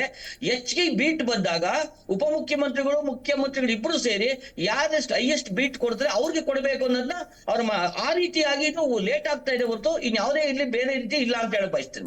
ಓಕೆ ಹೇಳಿ ರಾಮಕೃಷ್ಣ. ನಾನು ಹೇಳ್ತಕ್ಕಂಥದ್ದು ರವಿಚಂದ್ರೇಗೌಡರು ಹೇಳ್ತಾ ಇದ್ರು, ಈ ದಲಿತರನ್ನ ದಲಿತರಾದಂಥ ಜಿ ಪರಮೇಶ್ವರ್ ಅವ್ರ ಬಗ್ಗೆ ಈಗ ಹೇಳಿದ್ರು ಆಗ ಹೇಳಿದ್ರು ಅಂತೇಳಿ. ನಮ್ಮ ಪಾರ್ಟಿಲಿ ಯಾವುದೂ ಇಲ್ಲ. ಇವರು JDS ಅವರು 2020 ಗೌರ್ಮೆಂಟ್ ಇದ್ದಾಗ ಯಡಿಯೂರಪ್ಪನ ಉಪಮುಖ್ಯಮಂತ್ರಿ ಇದ್ದಾಗ ಇವರು ಯಾವ ನಿಗಮ ಮಂಡಳಿಗಳಿಗೂ ಅಧ್ಯಕ್ಷರು, ಉಪಾಧ್ಯಕ್ಷರು, ಡೈರೆಕ್ಟರ್ಗಳು ಯಾರನ್ನೂ ಅಪಾಯಿಂಟ್ ಮಾಡಲಿಲ್ಲ ದೇವೇಗೌಡರು. ಅದ್ರ ಬಗ್ಗೆ ಇರಲಿ, ಬೇರೆ ಪಾರ್ಟಿಯವ್ರ ಬಗ್ಗೆ ಏನು ನಡೀತಾ ಇದೆ ಅಂತಕ್ಕಂಥ ಅನುಕಂಪ ನೀವು ನಮಗೆ ತೋರಿಸೋ ಅವಶ್ಯಕತೆ ಇಲ್ಲ. ನಮ್ಮ ಪಾರ್ಟಿಲಿ ಏನಾಗಬೇಕು ಏನು ಅಂತಕ್ಕಂಥದ್ದು ಅರ್ಥ ಆಗ್ತಿದ್ಯಾ? ಆಮೇಲೆ ಇವರು ಒಂದ್ ನಿಮಿಷ ದಯಮಾಡಿ ರವಿಚಂದ್ರೇಗೌಡರು ಇರಬೇಕು. ಆಮೇಲೆ ಹೇಳಿದ್ರಿ ಮಾತೆದ್ರು ಅನ್ನೋ ದಲಿತರು ಏನ್ ನಿಮ್ಮಲ್ಲಿ ಏನ್ ದಲಿತರಲ್ಲ ಅಲ್ಲ, ನಿಮ್ಮಲ್ಲಿ ಕರ್ದ್ ಬಂದಾಗ ಮಾತಾಡಿ ಸರ್, ಇಲ್ಲಾಂದ್ರೆ ನೀವು ಹೇಳೋದು ಏನು ಕೇಳಿಸಲ್ಲ. ಅದಕ್ಕೆ ಹೇಳ್ತಾ ಇರೋದು, ನಿಮ್ಮಲ್ಲಿ ದಲಿತರನ್ನ ಬರೀ 9 ತಿಂಗಳು 1 ವರ್ಷಕ್ಕೆ ಅಧ್ಯಕ್ಷರು ಮಾಡಿ ಕೈ ಬಿಟ್ಟಿದ್ದೀರಾ ನೀವು. ಈಗ ನಿಮ್ಮ ಪಕ್ಷದ ಬಗ್ಗೆನೇ ಮಾತನಾಡಿದ್ರು, ನಮ್ಮ ಪಕ್ಷದ ಬಗ್ಗೆ ಹೇಳ್ತಾ ಇರೋದು ಬಗ್ಗೆ ಉತ್ತರ ಕೊಡಿ. ಏನ್ ಹೇಳ್ತೀರಾ? ಅದನ್ನೇ ಹೇಳ್ತಾ ಇರ್ತಕ್ಕಂಥದ್ದು. ಇದು ಪಕ್ಷದ ಆಂತರಿಕ ವಿಚಾರ ಆಗ್ತದೆ. ಯಾವುದೇ ವಿರೋಧ ಪಕ್ಷಗಳು ಅತಿ ಹೆಚ್ಚು ತಲೆ ಕೆಡಿಸ್ಕೊಳ್ಳೋಂಥದ್ದು ಏನಿಲ್ಲ. ಯಾರಿಗೆ ಸೇರಿ ಅದನ್ನೇ ಹೇಳ್ತಾ ಇರೋದು. ಕರ್ನಾಟಕ ಸರ್ಕಾರದ ವ್ಯವಸ್ಥೆಯಲ್ಲಿ ಹೌದಾ? ಮಾತ್ರ ಬರ್ತೀನಿ. ಬೊಮ್ಮಾಯಿ ಅವರು ಚೀಫ್ ಮಿನಿಸ್ಟರ್ದಾಗ ಏನ್ ಹೇಳಿದ್ರು? Appointment to various boards and corporation depends. ಪದಗಳು ಕೇಳಿ ಮೇಡಮ್, ನೀವು ಪದಗಳು ಕೇಳಿ. Appointment to various boards and corporate depends on the discussion in the party over the high command issue chief minister Basavaraj Bommai ಹೇಳಿದಾರೆ. ಅವರು ಎಲ್ಲಾ ಪಾರ್ಟಿ ನಡೀತಕ್ಕಂಥದ್ದು ಇದು. ಐ ಪಾರ್ಟಿ ನಡೀತದೆ. ಹೌದು, ನೀವು ಯಾಕೆ 2 ವರ್ಷ ತಿಂಗಳು ತಗೊಂಡ್ರಿ? ಒಂದು ವಾರದಲ್ಲಿ ಯಾಕೆ ಮಾಡಲಿಲ್ಲ ನೋಡಿ? ನೀವು ಒಂದು ವಾರದಲ್ಲಿ ಯಾಕೆ ಮಾಡಲಿಲ್ಲ? 2 ವರ್ಷ ತಿಂಗಳು ಯಾಕೆ ತಗೊಂಡ್ರಿ? ಅಲ್ಲ, ನೀವೇ ಹೇಳಿದ್ರಿ 2 ವರ್ಷ ತಿಂಗಳು ಅಂತ. ಯಾಕೆ 2 ವರ್ಷ ತಿಂಗಳು ತಗೊಂಡ್ರಿ? ಒಂದು ವಾರಕ್ಕೆ ಯಾಕೆ ಮಾಡಲಿಲ್ಲ? ಆದ್ರೆ ಹಾಗಂದ್ರೆ ಅಲ್ಲ, ನೀವು 2 ವರ್ಷ ತಿಂಗಳು ಕೇಳಬಾರ್ದು ಅಂದ್ರೆ ಅಲ್ಲ, ನೀವು 2 ವರ್ಷ ತಿಂಗಳು ಕೇಳಬಾರ್ದು ಅಂದ್ರೆ ಇವಾಗ ನನ್ನ ಟರ್ಮಿದೆ. ಈಗ ನಾನು ಹೇಳ್ತಕ್ಕಂಥದ್ದು ಆಂತರಿಕ ಪ್ರಜಾಪ್ರಭುತ್ವ ಇರ್ತಕ್ಕಂಥದ್ದು ನಿಜವಾಗ್ಲೂ ಕೂಡ ಲೀಸ್ಟ್ ಓದಿದೆ. ಲೀಸ್ಟ್ ಓದಿರೋದ್ರಲ್ಲಿ ಸಿದ್ದರಾಮಯ್ಯ ಅವರು ಹೇಳಿದಾಗೆ MLAಗಳು MLCಗಳು ಯಾರ್ಯಾರು ಇರ್ತಕ್ಕಂಥದ್ದು ಒಂದು ಲೀಸ್ಟ್ ರೆಡಿ ಆಗಿರ್ತಕ್ಕಂಥದ್ದು ನಿಜ. ಕಾರ್ಯಕರ್ತರ ಲೀಸ್ಟ್ ಫೈನಲ್ ಆಗಿರ್ತಕ್ಕಂಥದ್ದು ನಿಜ. ಒಂದೆರಡು ನೀವೇ ಹೇಳ್ದಂಗೆ 2-3 ಏನೋ ಇದಾಗಿದೆ ಅಂತೇಳಿ ಹೈಕಮಾಂಡ್ಗೂ ಅಷ್ಟೇ ಹಕ್ಕಿರ್ತದೆ. ಹೈಕಮಾಂಡ್ ನಾವು ಬಿಟ್ಕೊಟ್ಟ ಮೇಲೆ ಹೈಕಮಾಂಡ್ ಅಲ್ಲಿ ಏನಾಗುತ್ತೆ ಅಂತಕ್ಕಂಥದ್ದನ್ನು ಕಾದು ನೋಡ್ಬೇಕಾಗುತ್ತೆ. ಈ ಮುಂದಿನ ವಾರಗಳಲ್ಲಿ ನಿಜವಾಗ್ಲೂ ಬರುತ್ತೆ. ಆಮೇಲೆ ನಾನು ಈ ತರ ಹೇಳಿದೆ, ಎಲ್ಲಾ ಪಾರ್ಟಿನೂ ಕೂಡ ಅಲ್ಲ, ಹೈಕಮಾಂಡ್ ಕಳಿಸಿದ ಪಟ್ಟಿಗೆ ಇದೆ ನಿಮ್ಮ ರಾಜ್ಯ ನಾಯಕರು ವಿರೋಧ ವ್ಯಕ್ತಪಡಿಸಿದ ಸುಳ್ಳ ಹಂಗಾರೆ? ಅದನ್ನೇ ಹೇಳ್ತಾ ಇರೋದು ಮೇಡಮ್. ಆಂತರಿಕ ಇವಾಗ ದೇವೇಗೌಡರು 20 ತಿಂಗಳು ಕೊಡ್ಲೇ ಇಲ್ಲಪ್ಪ ಯಾರಿಗೂ. ಅದು ಆಂತರಿಕ ಪ್ರಜಾಪ್ರಭುತ್ವನ? ಅದು ಬಿಜೆಪಿ ಅವರು 2.5 ತಿಂಗಳು 3 ತಿಂಗಳು ಅಲ್ಲ ರೀ, ಅವ್ರು ಏನೇನ್ ಮಾಡಿ ಹೋಗಿದಾರೆ ಅಂತ ಎಲ್ಲರಿಗೂ ಗೊತ್ತಿದೆ. ನಾವು ಅವ್ರು ಮಾಡಿದ್ದೇ ಮಾಡ್ತೀವಿ ಅಂತ ಹೇಳಕ್ ನೀವೇ ಬೇಕಿತ್ತ ಜನಕ್ಕೆ? ನಿಮ್ಮ ನಾಯಕ ಸರ್ಕಾರದಲ್ಲಿ ಇರೋದೇನು? ಹೇಳ್ತೀನಿ ಕೇಳಿ. ಬೋರ್ಡ್ ಅಲ್ಲಿ ಯಾರು ಇಲ್ಲ ಅನ್ಕೋಬಿಡಿ. IAS ಆಫೀಸರ್ಗಳಿದ್ದಾರೆ, ಕೆಲಸ ನಡೀದೆ. ಏನ್ ಬೋರ್ಡ್ ಯಾರು ಬೀಗ ಹಾಕ್ಬಿಟ್ಟು ಇಟ್ಬಿಟ್ಟು ಮುಚ್ಚಿಬಿಟ್ಟಿಲ್ಲ ಯಾರು. ಅಲ್ಲ, IAS ಆಫೀಸರ್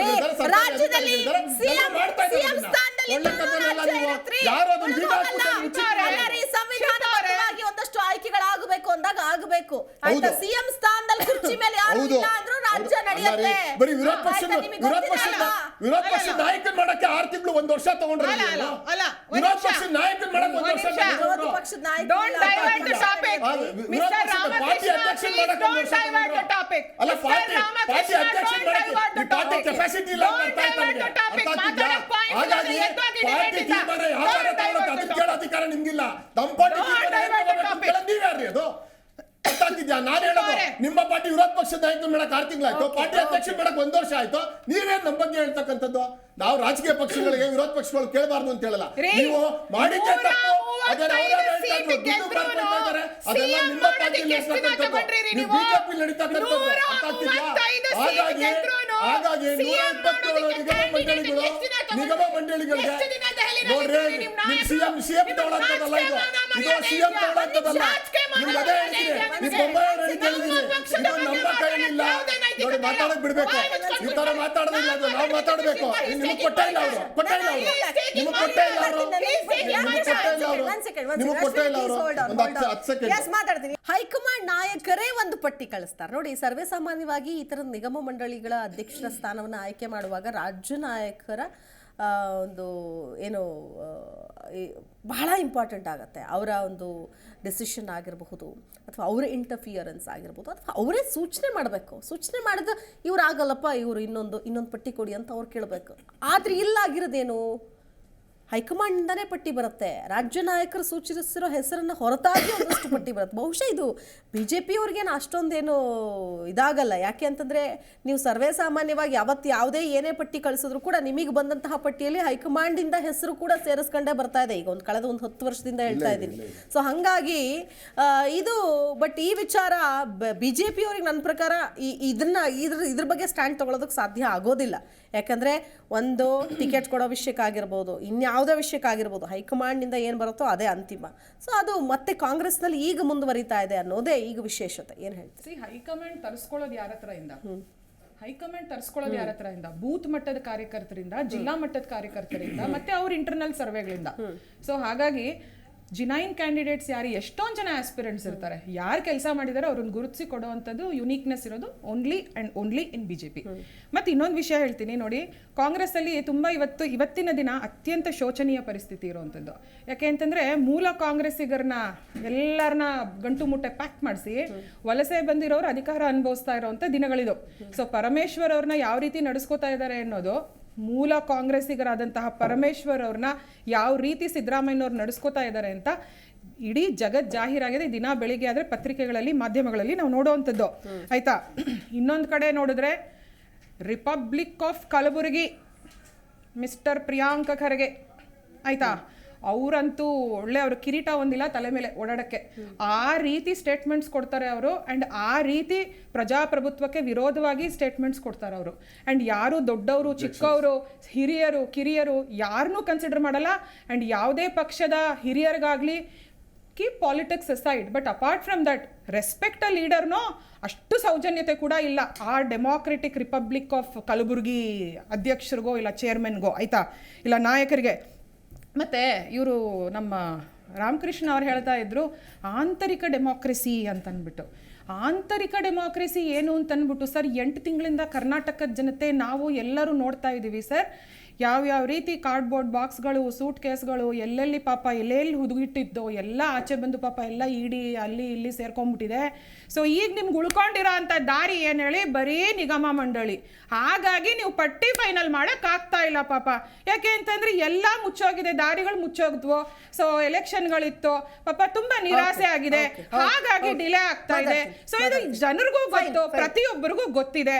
ಅದನ್ನ ಒಪ್ಕೊಂಡ್ಬಿಟ್ಟು ಹೌದಪ್ಪ ನಾವೇನೋ ಬಿಸ್ನೆಸ್ ಮಾಡ್ಕೋತಾ ಇದೀವಿ, this is not governance, this is purely business. So ನಾವು ಬಿಸ್ನೆಸ್ ಮಾಡ್ತಿದ್ದೀವಿ, ಲೇಟ್ ಆಗ್ತಿದೆ. ಒಂದ್ ಸೆಕೆಂಡ್ ರವಿಚಂದ್ರೇಗೌಡ ಅವರೇ, ಈಗ ನಿಗಮ ಮಂಡಳಿಯಲ್ಲಿ ಇಲ್ಲಿ ನಾವು ಏನ್ ಮಾತಾಡ್ತಾ ಇದ್ದೀವಿ ಅಂತಂದ್ರೆ, ಆಯ್ತು ಯಾರೋ ಅಸಮಾಧಾನ ವ್ಯಕ್ತಪಡಿಸೋದು ಅದೊಂಥರ. ಈಗ ಬಿಜೆಪಿಯವರು ಆಬ್ವಿಯಸ್ಲಿ, ನೀವು JDSನವರು ಅಯ್ಯೋ ಇವರೇನು ಮಾಡಿಲ್ಲ, ಪ್ರಜಾಪ್ರಭುತ್ವದಲ್ಲಿ ಸಂವಿಧಾನದಲ್ಲಿ ಇರುವಂತಹ ಹುದ್ದೆಗಳಿಗೆ ನೇಮಕ ಮಾಡ್ತಾ ಇಲ್ಲ ಅನ್ನೋದನ್ನ ಟೀಕೆ ಮಾಡೋದು, ಆರೋಪ ಮಾಡೋದು ಸರಿ.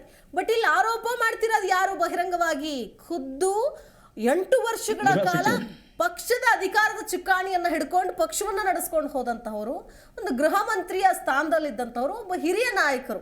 ಇದನ್ನೆಲ್ಲ ಗೌರವಗಳನ್ನು, ಮಾನದಂಡಗಳನ್ನು ಅನುಸರಿಸಿ ಒಬ್ಬ ನಾಯಕರಿಗೆ ಮಾತನಾಡೋ ಅವಕಾಶ ಇದ್ದೇ ಇರುತ್ತೆ. ಒಂದು ಪಕ್ಷದಲ್ಲಿ ಒಂದು ಉನ್ನತ ಹುದ್ದೆ ಸೇರಿದ ಮೇಲೆ ಅವರ ಮೇಲೂ ಒಂದಷ್ಟು ಜವಾಬ್ದಾರಿಗಳಿರುತ್ತೆ, ಅವ್ರ ಮೇಲೆ ನಂಬಿಕೆ ಇಟ್ಟು ಒಂದಷ್ಟು ಲಿಸ್ಟ್ಗಳು ಕಳಿಸಿರ್ತಾರೆ. ಕ್ಲಿಯರ್ ಕಟ್ ಆಗಿ ಹೇಳ್ತಾರೆ ಪರಮೇಶ್ವರ್ ಅವರು, ನಾವು ಕೊಟ್ಟಂತಹ ಸಲಹೆ ಸೂಚನೆಗಳನ್ನು ತಗೊಂಡಿಲ್ಲ, ನಮ್ಮನ್ನು ಕೇಳಕ್ಕೂ ಯಾರೂ ಬಂದಿಲ್ಲ. ಜೊತೆಗೆ ಇದು ರಾಜ್ಯ ನಾಯಕರಿಗೆ ಬಿಡಬೇಕಾದ ವಿಚಾರ. ಹೈಕಮಾಂಡ್ ಸ್ಪಷ್ಟವಾಗಿ ಇಲ್ಲಿ ಅಂದ್ರೆ ಹಸ್ತಕ್ಷೇಪವನ್ನ ಮಾಡ್ತಾ ಇದೆ, ಇದನ್ನ ಮಾಡಬಾರ್ದು ಅಂತೇಳಿ ಖುದ್ದು ಒಬ್ಬ ಗೃಹ ಸಚಿವರು ಹೇಳ್ತಾರೆ. ಇದನ್ನ ಸಿದ್ದರಾಮಯ್ಯನವ್ರಿಗೆ ಕೇಳಿದ್ರೆ ಎಲ್ಲಾರನ್ನೂ ಮಾಡಕ್ಕಾಗತ್ತಾ ಅಂತ ಉತ್ತರ ಬರುತ್ತೆ. ಅಂದ್ರೆ ಆಯ್ತು, ನಾನು ಅವ್ರ ಹತ್ರ ಮಾತಾಡ್ತೀನಿ ಅನ್ಬಹುದಾಗಿತ್ತೇನೋ, ಸಿದ್ದರಾಮಯ್ಯನವರು ಅವ್ರ ಹತ್ರ ಮಾತಾಡ್ತೀವಿ, ಡಿಸ್ಕಸ್ ಮಾಡ್ತೀವಿ ಅನ್ಬಹುದಾಗಿತ್ತೇನೋ, ಅಥವಾ ಒಂದು ಸುತ್ತಿನ ಮಾತುಕತೆ ಆಗಿದೆ ಅಂತ ಹೇಳ್ಬೋದಾಗಿತ್ತೇನೋ. ಎಲ್ಲಾರನ್ನೂ ಮಾಡಕ್ಕಾಗತ್ತಾ ಅಂತಂದಾಗ ಆಬ್ವಿಯಸ್ಲಿ ಒಬ್ಬ ನಾಯಕರು ಹಿಂಗೆ ಹೇಳಿದಾಗ ನಾವು ನೋಡ್ತೀವಿ, ಶಮನ ಮಾಡ್ತೀವಿ ಅನ್ಬೇಕು. ಇದು ಇನ್ನು ಮುಂದುವರಿಯುವಂತಹ ಸಾಧ್ಯತೆ ಅನಿಸ್ತಾ ಇದೆ. ಏನ್ ಹೇಳ್ತೀರಿ? ಅವ್ರಿಗೆ ಕೆಲವು ವಿಚಾರ ಬೇರೆ ನಾಯಕರುಗಳ ಬಗ್ಗೆ ಮಾತನಾಡಬೇಕಾದ ಸೌಜನ್ಯತೆ ಇಲ್ಲ ಅನ್ನೋದು ಗೊತ್ತಿದೆ. ಅವ್ರು ಮಾತ್ರ ಸನ್ಮಾನ್ಯ ಸಿದ್ದರಾಮಯ್ಯನವರು ಬೇರೆಯವ್ರು ಮಾತನಾಡ್ಬೇಕಾದ್ರೆ ಸೌಜನ್ಯತೆಯಿಂದ ಮಾತನಾಡ್ಬೇಕು, ಸಂಸ್ಕೃತಿ ಇರ್ಬೇಕು ಅಂತ ಹೇಳ್ತಾರೆ. ಆದ್ರೆ ಬೇರೆ ನಾಯಕರುಗಳ ಬಗ್ಗೆ, ಈಗ ಪರಮೇಶ್ವರ್ ಬಗ್ಗೆ ಅವರು ಒಬ್ಬ ದಲಿತ ನಾಯಕರು ಈ ರೀತಿ ಕೇಳ್ತಾ ಇದ್ದಾರೆ ಅಂದಾಗ ಆ ನಾಯಕರು ಈ ನಾಯಕರು ಅಲ್ಲ ಸರ್, ಒಬ್ರು ಹಿರಿಯ ನಾಯಕರು. ಅಲ್ಲ, ಆಯ್ತಾ, ಹೌದು ಮೇಡಮ್, ಹಿರಿಯ ನಾಯಕರು ಆಮೇಲೆ 8 ವರ್ಷ ಅಧ್ಯಕ್ಷರಾಗಿದ್ದರು, ಅವ್ರ ಜೊತೆಗೆ ನಾನು ಚರ್ಚೆ ಮಾಡ್ತೀನಿ ಅಂತ ಹೇಳ್ಬೋದಾಗಿತ್ತು. ಯಾವುದೇ ರೀತಿ ಚರ್ಚೆ ಮಾಡದೆ ಏಕಪಕ್ಷವಾಗಿ ಅಂದ್ರೆ ಮುಖ್ಯಮಂತ್ರಿಗಳು ಮತ್ತು ಉಪಮುಖ್ಯಮಂತ್ರಿ ಮತ್ತು ದೇಶದ ಕಾಂಗ್ರೆಸ್ನ ಪ್ರಧಾನ ಕಾರ್ಯದರ್ಶಿ ವೇಣುಗೋಪಾಲ್ ಇವರುಗಳ ನೇತೃತ್ವದಲ್ಲಿ ಮಾಡ್ತಾ ಇದ್ದಾರೆ ಅಂತಂದ್ರೆ ಬೇರೆಯವ್ರಿಗೆ ಇವ್ರು ಏನ್ ವ್ಯಾಪಾರ ವ್ಯವಹಾರಗಳು ಮಾಡ್ತಾ ಇದ್ದಾರೆ ಅದು ಸೋರಿಕೆ ಆಗ್ಬಾರ್ದು ಅನ್ನೋ ವಿಷಯ. ಹೆಚ್ಚಿಗೆ ಸೋರಿಕೆ ಆದ್ರೆ ಒಬ್ಬರಿಂದ ಒಬ್ರಿಗೆ ಹೋಗುತ್ತೆ. ಆದ್ರಿಂದ ಯಾರು ಕೂಡ ಯಾರೀಗ ಪರಮೇಶ್ವರ್ ಕಡೆಯವರು ಹಣ ಕೊಟ್ಟು ತಗೋತಾರೆ ಅಂದ್ರೆ ಅವ್ರದ್ದು ಕರೀತಾ ಇದ್ರು, ಇನ್ವೈಟ್ ಮಾಡ್ತಿದ್ರು. ಬಹುಶಃ ಅವ್ರ ಕಡೆಯಿಂದ ಯಾರು ಕೂಡ ಹಣ ಕೊಟ್ಟು ತಗೊಳ್ಳೋ ಸ್ಥಿತಿಲಿ ಇಲ್ಲ. ಈ DK ಶಿವಕುಮಾರ್ ಮತ್ತು ಸಿದ್ದರಾಮಯ್ಯನ ಕಡೆ ಬಲ ತೋರ್ಸಂತ ವ್ಯಕ್ತಿಗಳಿದ್ದಾರೆ. ಅವರುಗಳು ಹಣ ಹೂಡಿ ತಮ್ಗೆ ಏನ್ ಬೇಕು ಪದವಿ ತಗೊಂಡು ಅದರಲ್ಲಿ ಅಲ್ಲ, ಈಗ ನಿಮ್ಮ ಪಕ್ಷದಲ್ಲಿ ಹಂಗೆ ನಡೀತಿತ್ತ ಸರ್, ಹಿಂದೆ ನೀವು 2 ಬಾರಿ ಅಧಿಕಾರದಲ್ಲಿ ಇದ್ರಲ್ಲ, ಹಣದ ವಿಚಾರ ಏನ್ ಬರ್ತಾ ಇದೆ? ಹಣ ತಗೊಂಡೆ ನೀವು ಹಿಂದೆ ನೇಮಕ ಮಾಡಿದ್ದೀರಾ? ಪದವಿ ಕೊಟ್ಟಲ್ಲ. ಈಗ ಆಲ್ರೆಡಿ ಅವ್ರು ಹೇಳೋದು ಕಾಂಗ್ರೆಸ್ ಹೊತ್ತು ನಮ್ಗೆ ಕೊಟ್ಟೇ ಇಲ್ಲ ಅಂದ್ರೆ ನಾವು ಮಾರೋ ಪ್ರಶ್ನೆನೇ ಬರ್ಲಿಲ್ವಲ್ಲ. ನಾವು ಸರ್ಕಾರಕ್ಕೆ ಹೊರೆಯಾಗುತ್ತೆ ಅನ್ಬಿಟ್ಟು ಅಧ್ಯಕ್ಷರುಗಳನ್ನ ಅಪಾಯಿಂಟ್ ಮಾಡಕ್ ಹೋಗ್ಲಿಲ್ಲ ಅವರು. ಸರ್ಕಾರದ ಮೇಲೆ ಅನವಶ್ಯಕ ಹೊರೆ ಆಗುತ್ತೆ. ಈಗ ಆಲ್ರೆಡಿ ನಮ್ಮ ವಕ್ತಾರರು ಹೇಳಿದ್ರು IAS ಆಫೀಸರ್ಗಳೇ ನೋಡ್ಕೊಳ್ತಾ ಇದ್ದಾರೆ. IAS ಆಫೀಸರ್ಗಳು ನೋಡ್ತಾ ಇರೋದ್ರಿಂದ ಪುನಃ ಪದೇ ಅದ್ ನಾಲ್ಕರಿಂದ ಸರ್ಕಾರದ ಮೇಲೆ ಒತ್ತಡ ಹೆಚ್ಚಾಗಿ ಸರ್ಕಾರದ ಜನಸಾಮಾನ್ಯರ ತೆರಿಗೆ ಹಣ ಪೋಲಾಗುತ್ತೆ ಏಕೈಕ ಕಾರಣಕ್ಕೆ ತೆಗಿದ್ನ ಸುಮ್ನೆ ತೆರಿಗೆ ಹಣ ಪೋಲಾಗುತ್ತೆ ಮತ್ತೊಂದು ಅಂತೇಳಿ ಇದು ಬೇಡವೇ ಬೇಡ ಅಂತೇಳಿ ಕಾಯ್ದೆನೆ ತಂದ್ಬಿಟ್ಟು ಸುಗ್ರೀವಾಜ್ಞೆ ಹೊಡೆಸ್ಬಿಡ್ಬೋದಾಗಿತ್ತಲ್ಲ. ಕಾಯ್ದೆ ತೆರಿಗೆ ನಮಗೆ ಪೂರ್ಣ ಪ್ರಮಾಣದ ಸರ್ಕಾರ ಬಂದಿದೆ, ಖಂಡಿತ ನಾವು ಮಾಡ್ತಾ ಇದ್ದೋ. ನಮ್ಗೆ ಯಾವಾಗ್ಲೂ 2020 ಮ್ಯಾಚ್ ಆಡೋದ್ರಿಂದ ನಮಗೆ ಯಾವುದೇ ಪೂರ್ಣ ಪ್ರಮಾಣದ ಸರ್ಕಾರ ಇಲ್ಲದ್ರಿಂದ ನಾವು ಏಕಪಕ್ಷವಾಗಿ ಯಾವುದೇ ತೀರ್ಮಾನ ತಗೊಳಕ್ಕಾಗಲ್ಲ. ನಾವು ಇನ್ನೊಬ್ರು ಜಂಟಿಯ ಜೊತೆಗೆ ಮೈತ್ರಿಯಾಗಿ ಮಾಡೋದ್ರಿಂದ ಇನ್ನೊಂದು ಪಕ್ಷದ ಮಾತನ್ನು ಕೇಳಬೇಕಾಗಿರೋದ್ರಿಂದ ನಾವು ಪೂರ್ಣ ಪ್ರಮಾಣದಲ್ಲಿ ಯಾವುದೇ ತೀರ್ಮಾನ ತಗೊಳಕ್ ಬರಲ್ಲ. ಜೊತೆಗೆ ತಾವು ಮಾತಾಡ್ತೀನಿ ಸರ್, ರವಿಚಂದ್ರೇಗೌಡ್ರೆ ಮುಂದೆ ಅದ್ ಹೆಂಗ್ ಡಿಸಿಷನ್ ತಗೊಳ್ತೀರ ನೋಡೋಣ, ಕಾದೋಣ. ಮಾತಾಡ್ತೀನಿ ನಾನು ನಿಮ್ ಜೊತೆಗೆ ಲೈನಲ್ಲಿ. ವಕ್ತಾರರು ನಮಸ್ಕಾರ ಮೇಡಮ್, ಕಾರ್ಯಕ್ರಮಕ್ಕೆ ಸ್ವಾಗತ. ನಿಗಮ ಮಂಡಳಿ ಅಧ್ಯಕ್ಷರ ಸ್ಥಾನ ಹಂಚಿಕೆ ವಿಚಾರಕ್ಕೆ ಸಂಬಂಧಪಟ್ಟಂತೆ ಸರ್ವೇ ಸಾಮಾನ್ಯವಾಗಿ ಅಸಮಾಧಾನ ಬರೋದು ಕಾಮನ್. ಬಟ್ ಒಬ್ರು ಪರಮೇಶ್ವರ್ ಅಂತಹ ಗೃಹ ಸಚಿವರೇನೆ ಅಸಮಾಧಾನ ವ್ಯಕ್ತಪಡಿಸ್ತಾರೆ. ಇದನ್ನ ರಾಜ್ಯ ನಾಯಕರಿಗೆ ಬಿಡಬೇಕು ಅಥವಾ ನನ್ನ ಹತ್ರ ಯಾವುದೇ ಶಿಫಾರಸು ಬಂದಿಲ್ಲ ಅಥವಾ ನಾವು ಕೊಟ್ಟು ಶಿಫಾರಸನ್ನು ತಗೊಂಡಿಲ್ಲ ಅನ್ನೋದು ಒಂದು, ನಮ್ಮ ಅಭಿಪ್ರಾಯ ಕೇಳಿಲ್ಲ ಅನ್ನೋದು ಒಂದು. ನಿಗಮ ಮಂಡಳಿಯ ಅಧ್ಯಕ್ಷರ ಸ್ಥಾನವನ್ನ ಸರ್ವೇ ಸಾಮಾನ್ಯವಾಗಿ ನಾವು ಹಿರಿಯ ಶಾಸಕರಿಗೋ ಅಥವಾ ಅವಕಾಶ ವಂಚಿತ ಸಚಿವ ಸಂಪುಟದಲ್ಲಿ ಸ್ಥಾನ ಸಿಗದೇ ಇರೋರಿಗೆ ಅಥವಾ ನಿಷ್ಠಾವಂತ ಕಾರ್ಯಕರ್ತರಿಗೆ ಕೊಡೋದು ಈ ಹಿಂದಿನಿಂದಲೂ ಬಂದಂತಹ ವಾಡಿಕೆ. ಬಟ್ ಆದರೆ ಈಗ ಶಾಸಕರದ್ದು ಫೈನಲ್ ಆಗ್ಬಿಡಿದೆ, ಕಾರ್ಯಕರ್ತರಿಗೆ ಕೊಡುವಂತಹ ನಿಟ್ಟಿನಲ್ಲಿ ಯಾರ್ಯಾರು ಅವರಿಗೆ ಇಲ್ಲಿ ಪಕ್ಷ ನಿಷ್ಠೆಯಿಂದ ದುಡಿದಂಥವ್ರಲ್ಲ, ವ್ಯಕ್ತಿ ನಿಷ್ಠೆಗೆ ದುಡಿದಂಥವ್ರು ಪ್ರಾಮುಖ್ಯತೆ ಸಿಗ್ತಾ ಇದೆಯೇನೋ, ಅದಕ್ಕೋಸ್ಕರ ಇಷ್ಟೆಲ್ಲ ಹೊಡೆದಾಡ್ತಿದ್ದಾರೇನೋ ಅಂತ ಅನಿಸ್ತಾ ಇದೆ. ಈಗ ನಾಳೆ ಅಂತ 8 ತಿಂಗಳಿಂದ ಮುಂದಕ್ಕೆ ಹಾಕೊಂಡಿದ್ದಾರೆ. ಇನ್ನೇನು ಬಿಡುಗಡೆ ಆಗತ್ತೆ ಅಂತಾರೆ. ಅಷ್ಟರಲ್ಲಿ ಏನಾದರೂ ಒಂದು ಏನು ಹೇಳ್ತೀರಿ? ಈಗ ಹೇಗಾಗಿದೆ ಅಂದರೆ ಈಗ ಪ್ರಸ್ತುತ ಸರ್ಕಾರದಲ್ಲಿ ನಿಗಮ ಮಂಡಳಿಗಳು ಅಂತ ಇವಾಗ 8 ತಿಂಗಳ ನಂತರ ಅವರು ಪ್ರಸ್ತಾಪ ಮಾಡ್ತಾ ಇರೋದು. ಮೊದಲನೇದಾಗಿ ಅವರು ಯಾವ ನಿಗಮ ಮಂಡಳಿಗಳು ಲಾಸಲ್ಲಿದೆ, ಲಾಭ ಪಡಿತಾ ಇದೆ ಅಥವಾ ನಷ್ಟದಲ್ಲಿದೆ ಅನ್ನೋದನ್ನ ಫಸ್ಟು ಅವರು ಮೆಲುಕು ಹಾಕಬೇಕಾಯಿತು. ಇವಾಗ ಫಾರ್ ಎಕ್ಸಾಂಪಲ್ ತಗೊಳ್ಳಿ, ನೀವು BMTC 200 ಕೋಟಿ ನೇಮಕ ಮಾಡೋದು ಮಾಡಬೇಕು. ಅದು ನೀವು ಲಾಸು ಲಾಭ ನಷ್ಟ ಲೆಕ್ಕಾಚಾರದ ಅದು ಪ್ರತಿ ವರ್ಷ ನಡೀಲೇಬೇಕು. ಆದ್ರೆ ನಿಮ್ಗೆ ಒಂದು ಸತಿ ನೀವು ನಿಗಮ ಮಂಡಳಿಯನ್ನು ನೇಮಕ ಮಾಡಿದ್ಮೇಲೆ BMTC 200 ಕೋಟಿ ನಷ್ಟದಲ್ಲಿದೆ. KSRTC ಏನೋ ಒಂಚೂರು ಚೇತರಿಸ್ಕೊಂಡು ಇವಾಗ ಒಂದು 90 ಕೋಟಿ ನಷ್ಟದಲ್ಲೇ ಇದೆ, ಎರಡೂ ನಷ್ಟದಲ್ಲಿದೆ. ಜೊತೆಗೆ ಗ್ಯಾರಂಟಿಗಳ ಮಧ್ಯದಲ್ಲಿ ಹಣ ಇಲ್ಲ, BBMP ಎಲೆಕ್ಷನ್ ನಡೆಸೋದಕ್ಕೂ ಕೂಡ ಹಣ ಇಲ್ಲ. ಸೊ ಇದ್ರ ಮಧ್ಯೆ ಇವರು ಕಾರ್ಯಕರ್ತರಿಗೆ ಒಂದು ಸ್ಥಾನ ಕೊಡಬೇಕು ಅಂತ ಹೇಳಿ ಸುಮಾರು ಒಂದು 36ರಿಂದ 39 ಕಾರ್ಯಕರ್ತರನ್ನ ಆಯ್ಕೆ ಮಾಡಬೇಕು. ಆದ್ರೆ ಈಗ ಕಾರ್ಯಕರ್ತರು ಯಾರು ಅನ್ನೋದ್ರ ಬಗ್ಗೆ ಇವ್ರಿಗೆ ಅಸಮಾಧಾನ ಇರೋದ್ರಿಂದ ಇವರು ಚರ್ಚೆ ಮಾಡೋದ್ರಲ್ಲೇ ಇವರು ಇನ್ನೊಂದಷ್ಟು ದಿನ ತಳ್ಬಿಡ್ತಾರೆ. ಸೊ ಇದು ಸುಮ್ಮನೆ ಏನೋ ಒಂದು ಪಕ್ಷದಲ್ಲಿ ನಡೀತಾ ಇದೆ, ಚಟುವಟಿಕೆ ನಡೀತಾ ಇದೆ ಅನ್ನೋದೊಂದು ಬಿಟ್ರೆ ಇವಾಗ ನಿಗಮ ಮಂಡಳಿಗಳಿಗೆ ಹಾಕೋದಕ್ಕೂ ಸರ್ಕಾರದ ಹತ್ರ ಹಣ ಇಲ್ಲ. ಇದ್ರೂ ಯಾರು ಕಾರ್ಯಕರ್ತರನ್ನ ನೇಮಿಸ್ತಾರ, ಆದ್ರೂ ಏನಕ್ಕೆ ನೇಮಿಸ್ತಾರೆ? ಹಣ ಏನು ಉಳಿದಿದೆ, ಕಿಂಚಿತ್ ಉಳಿದಿದೆ, ಅದನ್ನ ಗುಳು ಮನ್ಸೋದಕ್ಕೆ ಏನಾದ್ರು ಇವರು ಅದನ್ನ ನೇಮಕ ಮಾಡ್ತಾ ಇದ್ದಾರಾ? ಈಗಾಗಲೇ ಹಾಲಿ ಶಾಸಕರು ಸೋತಿರೋ ಶಾಸಕರಿಗೆ ಯಾಕೆ ನೀವು ಪ್ರಾಶಸ್ತ್ಯ ಕೊಡ್ಬೇಕಾಗತ್ತೆ ಅಲ್ವಾ? ಜೊತೆಗೆ ಅವ್ರಿಗೆ ಗೊತ್ತಿಲ್ಲ, ಮಲ್ಲಿಕಾರ್ಜುನ ಖರ್ಗೆ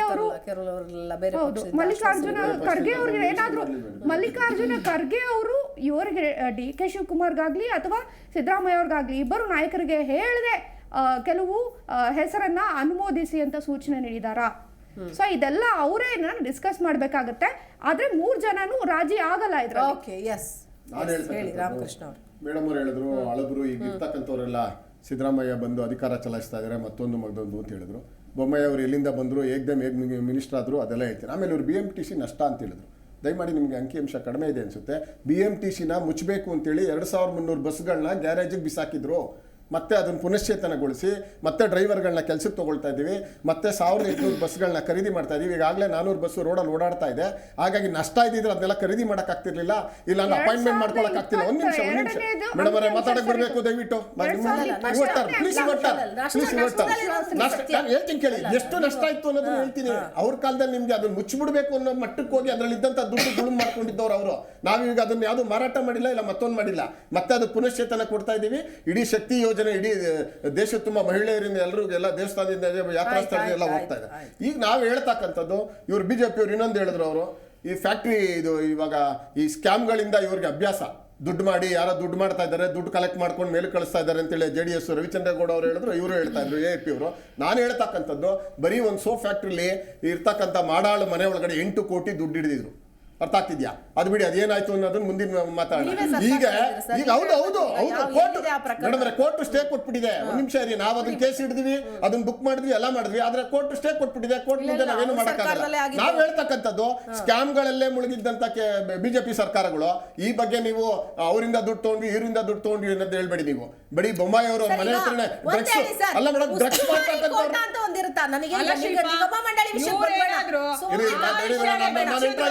ನಾನು ಇಂಟ್ರಾಗಿಲ್ಲ. ದಯವಿಟ್ಟು ಮಾತಾಡಿ, ಆ ವಿಷಯ ಮಾತಾಡಿದ್ರೆ ಎಲ್ಲ ಮಾತಾಡ್ತೀನಿ, ಎಲ್ಲ ಮಾತಾಡ್ತೀನಿ. ಅರ್ಥ ಆಗ್ತಿದ್ಯಾ? ಅರ್ಥ ಆಗ್ತಿದ್ಯಾ? ನಾವು ಹೇಳ್ತಕ್ಕಂಥದ್ದು 10 ಸ್ಕ್ಯಾಮ್ಗಳಿದಾವೆ. ಈಗ ನಿಗಮ ಮಂಡಳಿ ನೀವೇನ್ ಅನ್ಕೊಂಡಿದ್ದೀರಿ, ಕಾರ್ಯಕರ್ತರಿಗೆ, ಶಾಸಕರಿಗೆ, ಇಂಥವ್ರಿಗೆ ಅಂಥವ್ರಿಗೆ, ಈ ಉಸ್ತುವಾರಿ ಕೋಟ ಅಂತ ಬೇರೆ ಏನಾದ್ರು ಸಪರೇಟ್ ಆಗಿದೆಯಾ?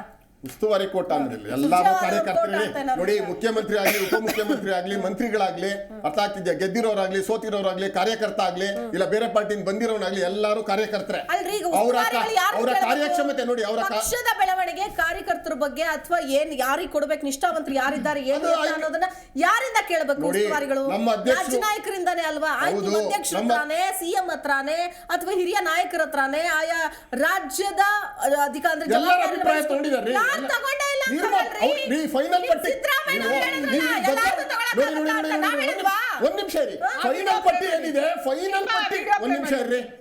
ಫೈನಲ್ ಪಟ್ಟಿ ಏನಿದೆ, ಆ ಫೈನಲ್ ಪಟ್ಟಿಗೆ ಚೇಂಜ್ ಮಾಡಿದ್ದಾರೆ ಅಂತಕ್ಕಂಥ ಅನುಮಾನ ಇದೆಯಲ್ಲ, ಆ ಅನುಮಾನ ನಮಗೆ ಕೇಳಿಲ್ಲ ಅಂತ ಹೇಳಿದ್ದಾರೆ.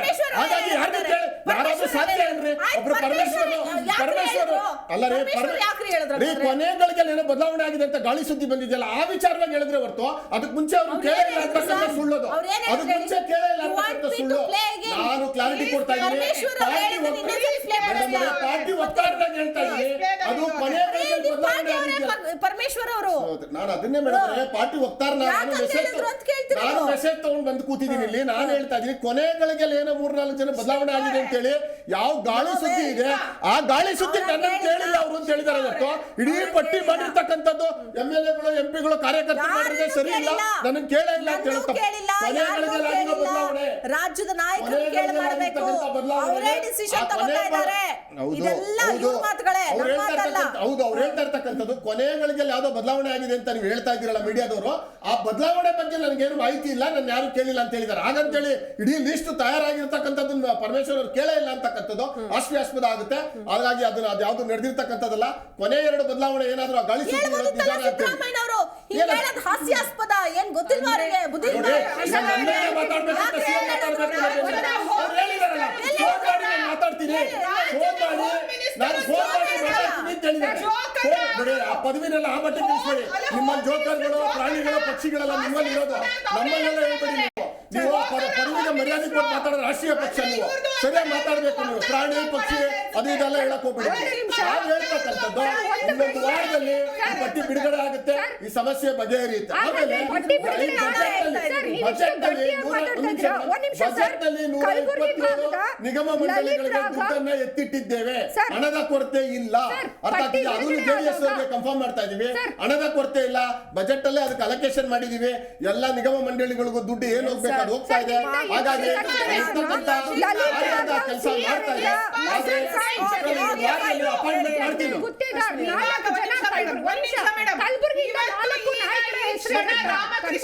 ಹೇಳ್ತಾ ಇರುವಂತ ಸ್ಟೇಟ್ಮೆಂಟ್ ನಿಜ ಆದ್ರೆ please make a press conference right in your studio. ಹೇಳ್ರಿ ನಿಮ್ ಕಟೀಲ್ ಅವ್ರು ಏನ್ ಹೇಳಿದ್ರಿ? ಅಲ್ಲ ನಿಮ್ ಕಟೀಲ್ ಏನ್ ಹೇಳಿದ್ರು ಗೊತ್ತಾ? ಅಲ್ಲ ನಿಮ್ ಕಟೀಲ್ ಏನ್ ಹೇಳಿದ್ರು ಗೊತ್ತಾ? ನಡ್ಸೋಣ. ಅಲ್ಲ ಬಿಡಿ, ಹೋಗ್ಲಿ. ಆಯ್ತಾಯ್ತು, ಸಿದ್ದರಾಮಯ್ಯ ಅವರು ಹೇಳಿದ್ದಾರೆ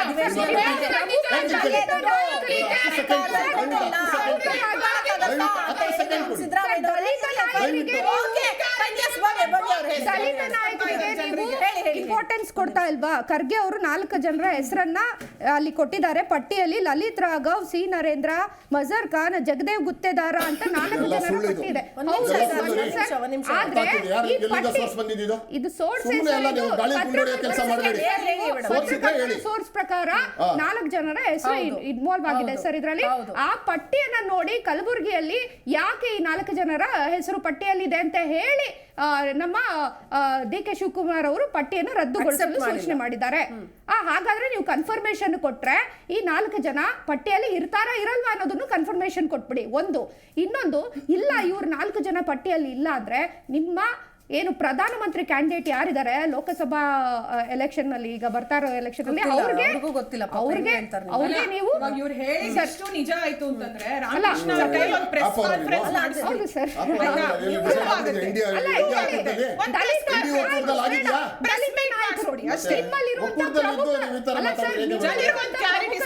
ನಾಯಕರಿಗೆ ಕೊಡ್ತಾ ಇಲ್ಲ. ಗೊತ್ತಿಲ್ಲ, ಅರವಿಂದ್ ಕೇಜ್ರಿವಾಲ್ ಅವ್ರನ್ನೇ ಮಾಡಬಹುದು. ಅಲ್ಲ ನೀವು ಕನ್ಫರ್ಮ್ ಮಾಡಿ ಸರ್. ನಿಗಮ ಮಂಡಳಿಯ ಫೈಟ್ ಬಹಳ ಜೋರಾಗಿ ನಡೀತಾ ಇದೆ ರಾಜ್ಯದಲ್ಲಿ. ನನಗೆ ಬೇಕು, ನಿನಗೆ ಬೇಕು, ಕಾರ್ಯಕರ್ತರಿಗೆ ಬೇಕು, ಶಾಸಕರಿಗೆ ಬೇಕು, ಹಿರಿಯರಿಗೆ ಬೇಕು, ಕಿರಿಯರಿಗೆ ಬೇಕು, ಸೋತವರಿಗೂ ಬೇಕು ಅನ್ನೋ ಮಾತುಗಳು. ಓಕೆ, ಶಾಸಕರಷ್ಟೇ ಅಲ್ಲ, ಬಹಳಷ್ಟು ಜನ ಇದ್ದಾರೆ, MLCಗಳು ಕೂಡ ಇದ್ದಾರೆ, ಆಕಾಂಕ್ಷಿಗಳಿದ್ದಾರೆ. ಸೊ ಇದು ಇಲ್ಲಿ ಹೆಂಗಾಗ್ಬಿಟ್ಟಿದೆ ಅಂತಂದರೆ, ಎಲ್ಲರನ್ನೂ ಕೇಳಿ ಒಂದು ರೀತಿಯಾಗಿ ನಿರಾಶ್ರಿತರನ್ನೆಲ್ಲರನ್ನೂ ಒಂದು ಕಡೆ ಸೇರಿಸಿದ್ರೆ ಅವ್ರಿಗೆ ಯಾರು ಅವಕಾಶ ವಂಚಿತರು ಅಂತ ಇರ್ತಾರೋ, ಸೊ ಅವರನ್ನು ಸಮಾಧಾನ ಪಡಿಸುವಂತಹ, ಈಗ ಮಕ್ಕಳ ಹತ್ರ ಹೆಂಗೆ ಮಿಠಾಯಿ ಕೊಟ್ಟು ಸಮಾಧಾನ ಪಡಿಸ್ತಾರೋ ಹಾಗೆ ಆಯಿತು ನಿಗಮ ಮಂಡಳಿ ಕೊಡ್ತೀವಿ ನಿಮಗೆ, ನೀವು ಸಮಾಧಾನ ಮಾಡ್ಕೊಂಡು ಇರಿ ಅನ್ನೋ ಲೆವೆಲ್ಲಿಗೆ ಹೋಗ್ತಾ ಇದೆ. ಇತ್ತೀಚಿನ ವರ್ಷಗಳಲ್ಲಿ ನಿಗಮ ಮಂಡಳಿಯ ಅಧ್ಯಕ್ಷರ ಆಯ್ಕೆ ನ್ಯಾಯಯುತವಾಗಿ ಆಗ್ತಾ ಇಲ್ಲ ಅನ್ನೋದನ್ನು ಬಹಳ ಪ್ರಮುಖವಾಗಿ ನಾವೆಲ್ಲರೂ ಕೂಡ ಗಮನಿಸಲೇಬೇಕಾಗುತ್ತೆ. ಯಾವುದೇ ಪಾರ್ಟಿ ಆಗಿರ್ಬೋದು, ಯಾವುದೇ ಪಕ್ಷ ಆಗಿರ್ಬೋದು. ಓಕೆ, ರವಿಚಂದ್ರಗೌಡ ಅವ್ರು ಮಾತನಾಡಬೇಕಾಗಿತ್ತು. ಮಾತಾಡ್ತೀನಿ ಸರ್ ನಾನು ನಿಮ್ಮ ಹತ್ರ. ರವಿಚಂದ್ರಗೌಡ ಅವರೇ ಹೇಳ್ತಾ ಇದ್ರಿ, ಎಸ್ ಈಗ ನೀವು ಆಯ್ಕೆನೇ ಮಾಡಿರಲಿಲ್ಲ ಅನ್ನುವಂಥದ್ದು ವಿಚಾರ, ಅದು ಕಾರಣಗಳು ಹಲವಾರಿತ್ತು. ನೀವು ಹೇಳ್ಬೋದು ಕಾಸ್ಟ್ ಕಟ್ಟಿಂಗು ಅದು ಇದು ಅಂತೇಳಿ. ಆದರೆ ಒಂದು ನ್ಯಾಯಯುತವಾಗಿ ಈಗ ನಿಗಮ ಮಂಡಳಿಗಳ ಇದ್ದ ಸಂದರ್ಭದಲ್ಲಿ ಅಲ್ಲಿ ಕೋಆರ್ಡಿನೇಷನ್ದೇ ಒಂದು ದೊಡ್ಡ ಕತೆ ಆಗಿರುತ್ತೆ. ಯಾಕಂತಂದ್ರೆ ಯಾವುದೋ ಬ್ಯಾಕ್ಗ್ರೌಂಡಿಂದ ಬಂದವರಿಗೆ ಯಾವುದೋ ನಿಗಮ ಮಂಡಳಿ ಕೊಡ್ತಾರೆ, ಅವ್ರದ್ದು ಗಂಧ ಗಾಳಿ ಗೊತ್ತಿರೋದಿಲ್ಲ. ಎಷ್ಟೋ ಸಂದರ್ಭದಲ್ಲಿ ದುಂದು ವೆಚ್ಚ, ಎಷ್ಟೋ ನಿಗಮ ಮಂಡಳಿಗಳು ಅಧ್ಯಕ್ಷರುಗಳು ಬಂದ ಮೇಲೆ ನಷ್ಟ ಆಗಿರೋದು ಕೂಡ ಆಗಿದೆ. ಬಟ್ ಅದೇ ಆ ಕಾಯ್ದೆಗಳ ಪ್ರಕಾರ ಎಲ್ಲ ನಡೆಯುತ್ತೆ ಸರ್, ಎಲ್ಲಾಗುತ್ತೆ ಸರ್, ಎಲ್ಲಾಗುತ್ತೆ ಸರ್, ಎಲ್ಲಾಗುತ್ತೆ ಕಾಯ್ದೆಗಳ ಪ್ರಕಾರ. ಎಸ್ ರವಿಚಂದ್ರಗೌಡ ಹೇಳಿ. ಮೇಡಮ್, ಈಗ ಅವ್ರು ಹೇಳಿದ್ರು ಶಕ್ತಿ ಯೋಜನೆ, ಈಗ 200 ಕೋಟಿ ರೂಪಾಯಿ BMTC ಲಾಸ್ ಇದೆ ಅಂತ ಹೇಳಿದ್ರು, ಲಾಸ್ ಇಲ್ಲ ಅಂತ ಹೇಳಿದ್ರು. ಈಗ ಶಕ್ತಿ ಯೋಜನೆ ಮಾಡಿದ್ರಿಂದ ಲಾಭ ಬರಸ್ತಾ ಇದ್ದೀರಾ BMTCಗೆ? ಇವರು SC/ST ಏನು 11,000 ಕೋಟಿ ರೂಪಾಯಿ ಇಟ್ಟಿದ್ರು, ಆ ಹಣನ ತೆಗೆದು ಇವರು ಎಲ್ಲಾ ಸ್ಕೀಮ್ಗಳಿಗೆ ಬಳಸ್ತಾ ಇದ್ದಾರೆ. ಇದರಿಂದ ಯಾವ ರೀತಿ ಲಾಭ ಆಗುತ್ತೆ? ಶಕ್ತಿ ಯೋಜನೆಗೆ ಇವ್ರು ಹಣ ಲಾಸೇ ಆಗಿರೋದು, ಅಲ್ಲಿಂದ ಯಾವುದೇ ಲಾಭ ಬರ್ತಾ ಇಲ್ಲ. ಆ ಕಾರಣಕ್ಕೆ ಹೇಳಿ. ಓಕೆ, ಎಸ್ ಹೇಳಿ ರಾಮಕೃಷ್ಣ. ನಾನು ಹೇಳ್ತಕ್ಕಂಥದ್ದು, ಈಗಾಗಲೇ ಬಿಜೆಪಿ ಹೇಳ್ತಾರೆ 2022ರಲ್ಲಿ ಪ್ರೆಸ್ ಮೀಟ್ ಮಾಡ್ತಾರೆ. ಕಟೀಲ್ ಅವ್ರನ್ನ ಕೇಳ್ತಾರೆ ಪ್ರೆಸ್ ಅವರು, ಇನ್ನೂ ಯಾಕೆ ನಿಗಮ ಮಂಡಳಿ ಮಾಡಿಲ್ಲ ಅಂದ್ರೆ, ಇಲ್ಲ ಅದು ಸ್ವಲ್ಪ ದಿವಸದಲ್ಲಿ ಮಾಡ್ತೀವಿ ಅಂತ. ಅದೇ ಇಮಿಡಿಯೇಟ್ CM ಬೊಮ್ಮಾಯಿ ಅವ್ರನ್ನ ಇಂಟರ್ವ್ಯೂ ಮಾಡ್ತಾರೆ. ಇದು ಯಾವುದು ನಮ್ಮ ಕೈಲಿಲ್ಲ, ಅದೇನಿದ್ರು ಪಾರ್ಟಿ ತೀರ್ಮಾನ ಮಾಡುತ್ತೆ, ನಾವ್ ಯಾವ್ದು ಮಾಡಲ್ಲ ಅಂತಕ್ಕಂಥ ಪ್ರೆಸ್ ಮೀಟ್ ಇದೆ. ಈ ಪ್ರೆಸ್ ಮೀಟ್ ಇಲ್ಲ,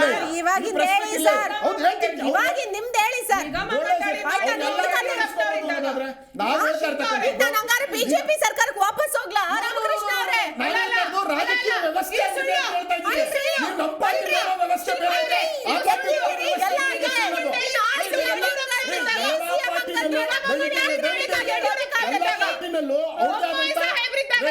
ಆದಂತ ಇರುತ್ತೆ. ಬೊಮ್ಮಾಯಿ ಅಂತ ಹೇಳಿದ್ರು, ನಮ್ಮ ಪಾರ್ಟಿ ಡಿಸೈಡ್ ಮಾಡ್ಕೊಂಡು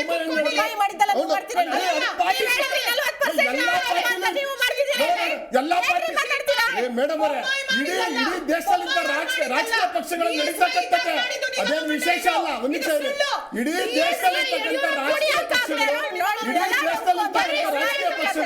ಅದರದೇ ಆದಂತ ಟೈಪ್ ಮಾಡುತ್ತೆ, ಆಯ್ಕೆ ಮಾಡೋದಕ್ಕೆ ಅದರದೇ ಆದಂತ ವ್ಯವಸ್ಥೆ ಇದೆ. ಮಾಡ್ತಾರೆ ಅದನ್ನ ಇನ್ನೊಂದು ವಾರದಲ್ಲಿ ತೀರ್ಮಾನ ಆಗುತ್ತೆ. ಇದು ವಿರೋಧ ಪಕ್ಷದವ್ರು ಮಾತಾಡೋಂಥದ್ದು ಏನಿಲ್ಲ. ಅವ್ರು 40% ಸರ್ಕಾರ 40% ಸ್ಕ್ಯಾಮ್ ಮಾಡ್ಕೊಂಡು ಜೀವನ ಮಾಡ್ತಾರೆ ನಮ್ಗೆ ಹೇಳ್ಬೇಕಾಗಿಲ್ಲ. ಜನ ನಮ್ಗೆ 5 ಗ್ಯಾರಂಟಿ ಕೊಟ್ಟಿದೀವಿ, ಜನ ಸಂತೋಷವಾಗಿದ್ದಾರೆ. 5,000 ರಿಂದ 6,000 ರೂಪಾಯಿ ಪ್ರತಿ ಮನೆಗೆ ಹೋಗ್ತಾ ಇದೆ, ಪ್ರತಿ ಮನೆಗೂ ಹೋಗ್ತಾ ಇದೆ. ಸಿಸ್ಟಮ್ ಇದೆ ಕೊಡ್ತಾ ಇದೀವಿ. ಅರ್ಥ ಆಗ್ತಿದ್ಯಾ? ವಿರೋಧ ಪಕ್ಷದವ್ರಿಗೆ ಮಾತು ಕೇಳಿಲ್ಲ ನೀವು, ನಮ್ಮನ್ನೇ ಯಾಕೆ ಕೇಳ್ತಾ ಇದ್ದೀರಾ? ವಿರೋಧ ಪಕ್ಷದವರಿದ್ದಾಗ ಅವರು ಆಯ್ಕೆನೇ ಮಾಡಲಿಲ್ಲ, ಅವ್ರಿಗೆ ಕೇಳಲ್ಲ ನೀವು. ಬರೀ ಬಿಜೆಪಿ ಅವರು 2.5 ತಿಂಗಳು 3 ತಿಂಗಳು ಆಯ್ತು, ಯಾರು ಮಾಡ್ಲೇ ಇಲ್ಲ. ಆಗ ನಾವ್ ಹೇಳ್ತಕ್ಕಂಥದ್ದು ಅರ್ಥ ಆಗ್ತಿದ್ಯಾ? ಬರೀ ಸ್ಕ್ಯಾಮ್ ಅಲ್ಲೇ ಮುಗಿದಂತವ್ರಿಗೆ ಇದೆಲ್ಲ ಗೊತ್ತಾಗೋದಿಲ್ಲ. ರಾಜಕೀಯ ಇರ್ತಕ್ಕಂಥದ್ದು ಆಂತರಿಕ ಪ್ರಜಾಪ್ರಭುತ್ವ ಇದೆ ಅಂತಕ್ಕಂಥದ್ದು ನಿಜ ಆಗಿದೆ.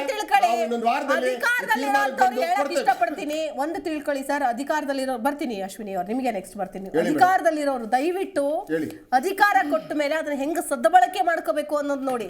ಹಿಂದಿನ ಸರ್ಕಾರ ಹಂಗ ಮಾಡಿತ್ತು, ಆ ಸರ್ಕಾರ ಹಿಂಗ ಮಾಡಿತ್ತು, ಅದಕ್ಕೆ ನಾವು ಹಂಗ ಮಾಡಕ್ಕಲ್ಲ ನಿಮಗೆ ಜನ ಓಟ್ ಕೊಟ್ಟು ಗೆಲ್ಸಿರೋದು. ನಾನು ಹೇಳ್ತಾ ಇದ್ದೀನಿ, ದೇಶದಲ್ಲಿದ್ದ ಭ್ರಷ್ಟಾಚಾರ ಅನ್ನೋ ಆರೋಪ ಮಾಡಿ ಗೆದ್ದು ಬಂದಿದ್ದೀರಿ.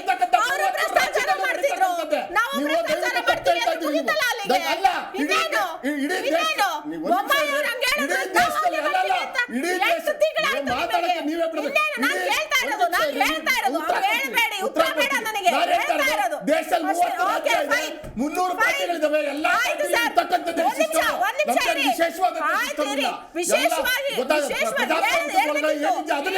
ಯಾರು ಮಾಡಕ್ಕಾಗ್ದಿರೋದು ನಾವು ಮಾಡ್ತೀವಿ ಅಂತ ಬಂದ್ರಲ್ಲ.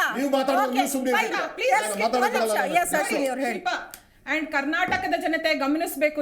ನಾವು ಮೂವರು ಇಲ್ಲಿ ಕೂತ್ಕೊಂಡು ಕೇಳ್ತಾ ಇರುವಂತಹ ಯಾವ ಪ್ರಶ್ನೆಗೂ ಕಾಂಗ್ರೆಸ್ ವಕ್ತಾರರು ಇಲ್ಲಿ ಉತ್ತರ ಕೊಡ್ತಾ ಇಲ್ಲ. ಯಾಕೆ ಅಂದ್ರೆ ಅವ್ರ ಹತ್ರ ಉತ್ತರ ಇಲ್ಲ. ಅಂಡ್ ಇವ್ರು ಕೂತ್ಕೊಂಡು ಇಲ್ಲಿ ಬರೀ ಹುಸಿ ಸುಳ್ಳು ಮಾತಾಡ್ತಾ ಇದ್ದಾರೆ. ಯಾಕೆ ಅಂತಂದ್ರೆ ಬೊಮ್ಮಾಯಿ ಸಾಹೇಬ್ರಿದ್ದಾಗ ಯಾವುದೇ ನಿಗಮ ಮಂಡಳಿಗಳ ನೇಮಕಾತಿ ಆಗಿಲ್ಲ. ಅದು ಆಗಿದ್ದು BS ಯಡಿಯೂರಪ್ಪಾಜಿ ಇದ್ದಾಗ.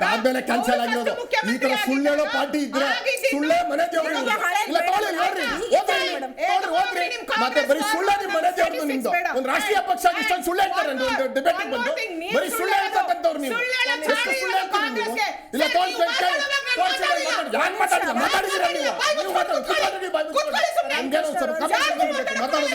ಇಲ್ಲ ಬೇರೆ ಮಾತಾಡಕ್ ಬಿಡಲ್ಲ, ಬರೀ ಸುಳ್ಳು ಹೇಳೋದು.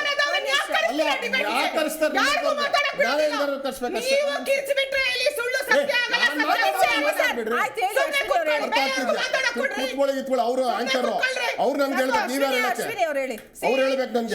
ಹೇಳ್ತಾ ಇದ್ದೀನಿ, ಇದು ಅತ್ಯಂತ ಅಸಮರ್ಥ ಸರ್ಕಾರ, ಅತ್ಯಂತ ಭ್ರಷ್ಟ ಸರ್ಕಾರ. ಆಯ್ತಾ? ಇಷ್ಟು ಬರ ಬಂದು ತಾಂಡವ ಆಡಿದ್ರು ಒಬ್ಬ ರೈತಂಗೆ ಒಂದು ಪರಿಹಾರ 1 ರೂಪಾಯಿ ಕೊಟ್ಟಿಲ್ಲ ಇವ್ರುಗಳು. ಛೀ, ನಾಚಿಕೆಗೇಡು ಇವ್ರುಗಳಿಗೆ. ಆಯ್ತಾ? ಲೋಡ್ ಶೆಡ್ಡಿಂಗ್, ಕರೆಂಟ್ ಪ್ರಾಬ್ಲಮ್, ಯಾರ್ಯಾರು ನಮ್ಗೆ ಇನ್ವೆಸ್ಟ್ ಮಾಡಿದ್ರು ರಾಜ್ಯಕ್ಕೆ ಎಲ್ಲರೂ ಕೂಡ ಹೋದ್ರು ಬೇರೆ ರಾಜ್ಯಗಳಿಗೆ. ತೆಲಂಗಾಣಕ್ಕೆ ಹೋಗಿ ಅಲ್ಲಿ ಇನ್ವೆಸ್ಟ್ಮೆಂಟ್ ಮಾಡಿದ್ರು. ಕರ್ನಾಟಕ ಬಿಜೆಪಿ ಇದ್ದಾಗ ಎಲ್ಲರಿಗೂ ಇಲ್ಲಿ ಹಬ್ಬ ಆಗಿತ್ತು. 26 ಸಂಸದರಿಗೆ ಹೇಳಿ ರಿಸೈನ್ ಬರೆಯಕ್ಕೆ ಹೇಳ್ರಿ, 26 ಜನ ಸಂಸದರಿಗೆ ರಿಸೈನ್ ಬರೆಯಕ್ಕೆ ಹೇಳಿ. ಹಾಗಾಗಿ ನಾಚಿಕೆ ಆಗಬೇಕು ನಿಮ್ಗೆ. ಅವರು ಮಣಿಪುರದಲ್ಲಿ ಸುರಕ್ಷತೆ ಇಲ್ಲ, ದೇಶದಲ್ಲಿ ಸುರಕ್ಷತೆ ಇಲ್ಲ. ಗುಜರಾತಲ್ಲಿ 45,000 ಹೆಣ್ಮಕ್ಳು ಕಾಣೆಯಾಗಿದ್ದಾರೆ, ದೇಶದಲ್ಲಿ ಹೆಣ್ಮಕ್ಳಿಗೆ ಸುರಕ್ಷತೆ ಇಲ್ಲ, ಮಣಿಪುರದಲ್ಲಿ ಸುರಕ್ಷತೆ ಇಲ್ಲ. ನೀವು ಹೇಳಬೇಡಿ ಮೋದಿ ಕ್ಷೇತ್ರದಲ್ಲಿ ಸುರಕ್ಷತೆ ಇಲ್ಲ, ಮೋದಿ ಕ್ಷೇತ್ರದಲ್ಲಿ ಸುರಕ್ಷತೆ ಇಲ್ಲ. IIT ಓದ್ತಕ್ಕಂಥ ಹೆಣ್ಮಕ್ಳನ್ನ ಇವರು ಶಿಷ್ಯಂದಿರೆ, ಮೋದಿ ಶಿಷ್ಯಂದಿರೆ ರೇಪ್ ಮಾಡಿದ್ದಾರೆ, ಮೋದಿ ಶಿಷ್ಯಂದಿರೆ ರೇಪ್ ಮಾಡಿದ್ದಾರೆ. ಹಾಗಾಗಿ ಹೆಣ್ಮಕ್ಳು ಇವರು ಸರ್ಕಾರದಲ್ಲಿ ಅವ್ರಿಗೆ ನೆಮ್ಮದಿ ಸಿಕ್ಕೋದಿಲ್ಲ, ಆತ್ಮಗೌರವ ಇಲ್ಲ. ಅಶ್ವಿನಿ ಅವರು, ಎಸ್ ಭವ್ಯ ಅವರು ನಿಗಮ ಮಂಡಳಿ ವಿಚಾರಕ್ಕೆ ಮೊದಲು ಆರ್ಥಿಕ ಹೊರೆ ಆಗುತ್ತಾ ಅನ್ನೋದನ್ನ ಆರೋಪ ಪ್ರತ್ಯಾರೋಪ ಎರಡನ್ನೂ ಬಿಟ್ಟು ಯೋಚನೆ ಮಾಡಿ ಆಮೇಲೆ ನಿರ್ಧಾರಗಳನ್ನ ಕೈಗೊಳ್ಬೇಕಾಗತ್ತೆ. ಬಿಡುಗಡೆ ಮಾಡೋದಕ್ಕಿಂತ ಮುಂಚೆ ಆಕ್ಚುಲಿ ಪಟ್ಟಿ ಬಿಡುಗಡೆನೆ ಮಾಡಿರ್ಲಿಲ್ಲ. ಏನು ಪ್ರಧಾನ ಕಾರ್ಯದರ್ಶಿಯಾದ ವೇಣುಗೋಪಾಲ್ ಏನಿದ್ದಾರೆ, ಅವರ ಸಹಿ ಕೂಡ ಇರ್ಲಿಲ್ಲ ಪಟ್ಟಿಯಲ್ಲಿ. ಅಷ್ಟು ಬೇಗ ನಿಮ್ಮ ಕಾಂಗ್ರೆಸ್ ಪಕ್ಷದಲ್ಲಿ ಈ ಒಂದು ಪಟ್ಟಿ ಅಲ್ಲೇ ಲೀಕ್ ಆಗಿದೆ. ಗಾಳಿ ಸುದ್ದಿ ಅಂತ ಆಗಿದೆ ಹೇಳ್ತಾ ಇದ್ದೀನಿ ನಾನು. ಗಾಳಿ ಸುದ್ದಿ ಇದು, ಗಾಳಿ ಸುದ್ದಿ ಬಂತ್ರಿ. ನಾಲ್ಕು ಜನ ಹೆಸರು ಹೇಳಿದವರು ಸೈನ್ ಹಾಕಿಲ್ಲ ಅಂತ ಹೇಳಿದ್ರು ಸತ್ಯವಾಗಿ. ನಾಲ್ಕು ಜನ ಹೆಸರು ಹೇಳಿದ್ರು ಸೈನ್ ಹಾಕಿಲ್ಲ ಅಂತ ಹೇಳಿದ್ರು. ಪ್ರಭಾವ ಬೀರೋದಕ್ಕೆ ಭವ್ಯ ನಿಮ್ಮ ಮಾತಿಗೆ ಸೇರಿಸ್ತೀನಿ. ಗಾಳಿ ಸುದ್ದಿ ಆಗಿದ್ರೆ ಪರಮೇಶ್ವರ ಯಾಕೆ ಗಾಳಿ ಸುದ್ದಿ ನಂಬ್ಕೊಂಡು ಮಾತಾಡ್ತಾರ್ರಿ? ಗೊತ್ತಿಲ್ವಾ ಅವ್ರಿಗೆ? ಒಬ್ರು ಗೃಹ ಸಚಿವರಾಗಿದ್ದಾರೆ. ನಾನು ಕಳ್ಸಿರೋ ಹೆಸರು ಹಾಕಿಲ್ಲ, ನನಗೆ ತೆಗಿಲ್ಲ ಅಂತ ಹೇಳಿದ್ರು. ಬೇರೆ ಯಾವ್ದೋ ಹೆಸರು ಬಂದಿದೆ ಅಂತ ಹೆಂಗ್ರಿ ಹೇಳ್ತಾರೆ ಅವರು? 3 ಸರಿ ಮೊದಲನೇ 2 ಸರಿ ಪಟ್ಟಿ ರಿಲೀಸ್ ಪಟ್ಟಿ ಕಳಿಸಿದಾಗ ಎಲ್ಲರೂ ಕೇಳಿರ್ತಾರೆ. ಅರ್ಥ ಆಗ್ತಿದೆ. 3ನೇ ಪಟ್ಟಿ ಗಾಳಿ ಲೀಕ್ ಆಗಿದೆ. ಅದರ ನಂತರ ಏನು ರಾಜ್ಯ ಉಸ್ತುವಾರಿಗಳು ಬಂದು DK ಶಿವಕುಮಾರ್ ಹತ್ರ ಮತ್ತೆ ನಿಮ್ಮ ಏನು ನಮ್ಮ ಮುಖ್ಯಮಂತ್ರಿಗಳ ಹತ್ರ ಮಾತಾಡಿದ್ರೆ ಅದರ ನಂತರ ಇನ್ನೊಂದು ರೌಂಡ್ ಕಾರ್ಯಕರ್ತರು ಯಾರನ್ನ ಅಧಿಕಾರ ಕೊಡ್ಬೇಕು ಮತ್ತೆ ಯಾರು ಶಾಸಕರು ಯಾರಿದ್ದಾರೆ ಅವ್ರಿಗೆ ಯಾರಿಗ ಅಧಿಕಾರ ಕೊಡ್ಬೇಕು ಅಂತ ಮಾತುಕತೆ ನಡೆದಿದೆ. ಕೊನೆಗೆ ಒಪ್ಪಂದಕ್ಕೆ ಬಂದಿಲ್ಲ.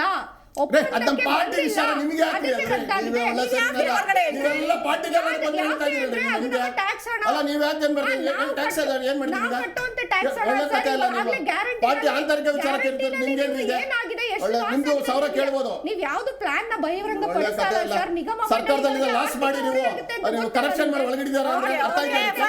ನಿಮ್ಗೆ ಆದ್ರೂ ನೀವ್ ಯಾಕೆ ನೀವು ಏನು ನಿಮ್ಗೆ ನಮ್ಗೆ ಯಾವ್ದು ಇನ್ಫಾರ್ಮೇಶನ್ ಕೊಡದೆ ನೀವು first of all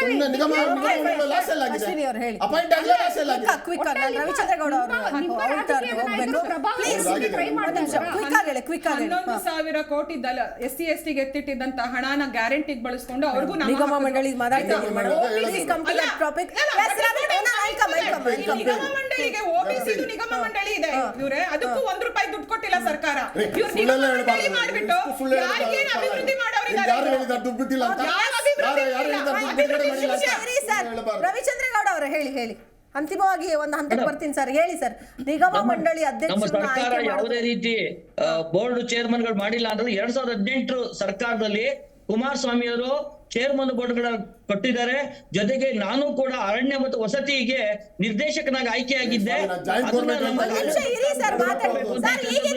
Ravichandra Gowda ಅವರು ಪ್ಲೀಸ್ ಇವಾಗಿನ್ ಮಾತಾಡಿ. ನಾನು ಅವ್ರಿಗಾದ್ರೂ ಹೇಳೋದಷ್ಟೇ, ನಿಮ್ಗಾದ್ರೂ ಹೇಳೋದಷ್ಟೇ. ಈಗಿನ ಸರ್ಕಾರ ಏನ್ ಮಾಡ್ತಾ ಇದೆ, ಏನ್ ಆಗ್ತಾ ಇದೆ, ಜನತೆಗೆ ಏನ್ ಬೇಕು ಏನ್ ಬೇಡ, ಇದ್ರ ಬಗ್ಗೆ ಓಟ್ ಹಾಕಿ ಗೆಲ್ಸದೆ 5 ವರ್ಷಕ್ಕೆ ಅದೇ ಕಾರಣಕ್ಕೋಸ್ಕರ ಬದಲಾವಣೆಗಳು ಬೇಕು. ಯಾರು ಮಾಡದೇ ಇರೋದ್ರ ಹೊಸಬ್ರು ಇವ್ರೇನೋ ಮಾಡ್ತಾರೆ ಅಂತಾನೆ ಬದಲಾಯಿಸೋದು. ಇಲ್ಲ ಅಂದ್ರೆ ಅವ್ರನ್ನೇ ತಂದು ಕೂರಿಸಬಹುದಾಗಿತ್ತಲ್ಲ, ಅವರೇ ಚೆನ್ನಾಗಿ ಮಾಡ್ತಾರೆ ಮಾಡ್ಕೊಂಡು ಹೋಗ್ಲಿ ಅಂತ. ಬದಲಾವಣೆಗಳಾದ ಮೇಲೆ ನಾವು ಬದಲಾವಣೆಗಳಿಗೆ ಅನುಗುಣವಾಗಿ ಹೋಗಬೇಕು. ಜನರಿಗೆ ಬೇಕು ಬೇಡಗಳನ್ನು ತಿಳ್ಕೋಬೇಕು. ಹಿಂದಿನವ್ರು ಅವ್ರು ಮಾಡಿದ್ರು, ಹಿಂದಿನವ್ರು ಇದು ಮಾಡಿದ್ರು ಅಂತ ಅನ್ಕೊಳ್ಳಲ್ಲ. ನಾವು ಮಾಡಿದ್ದು ಅಂತ ಹೇಳ್ತಾನೆ ಇರೋದು ಮೇಡಮ್. ಇವ್ರು ಮಾಡ್ಬೇಕಾಗಿದೆ.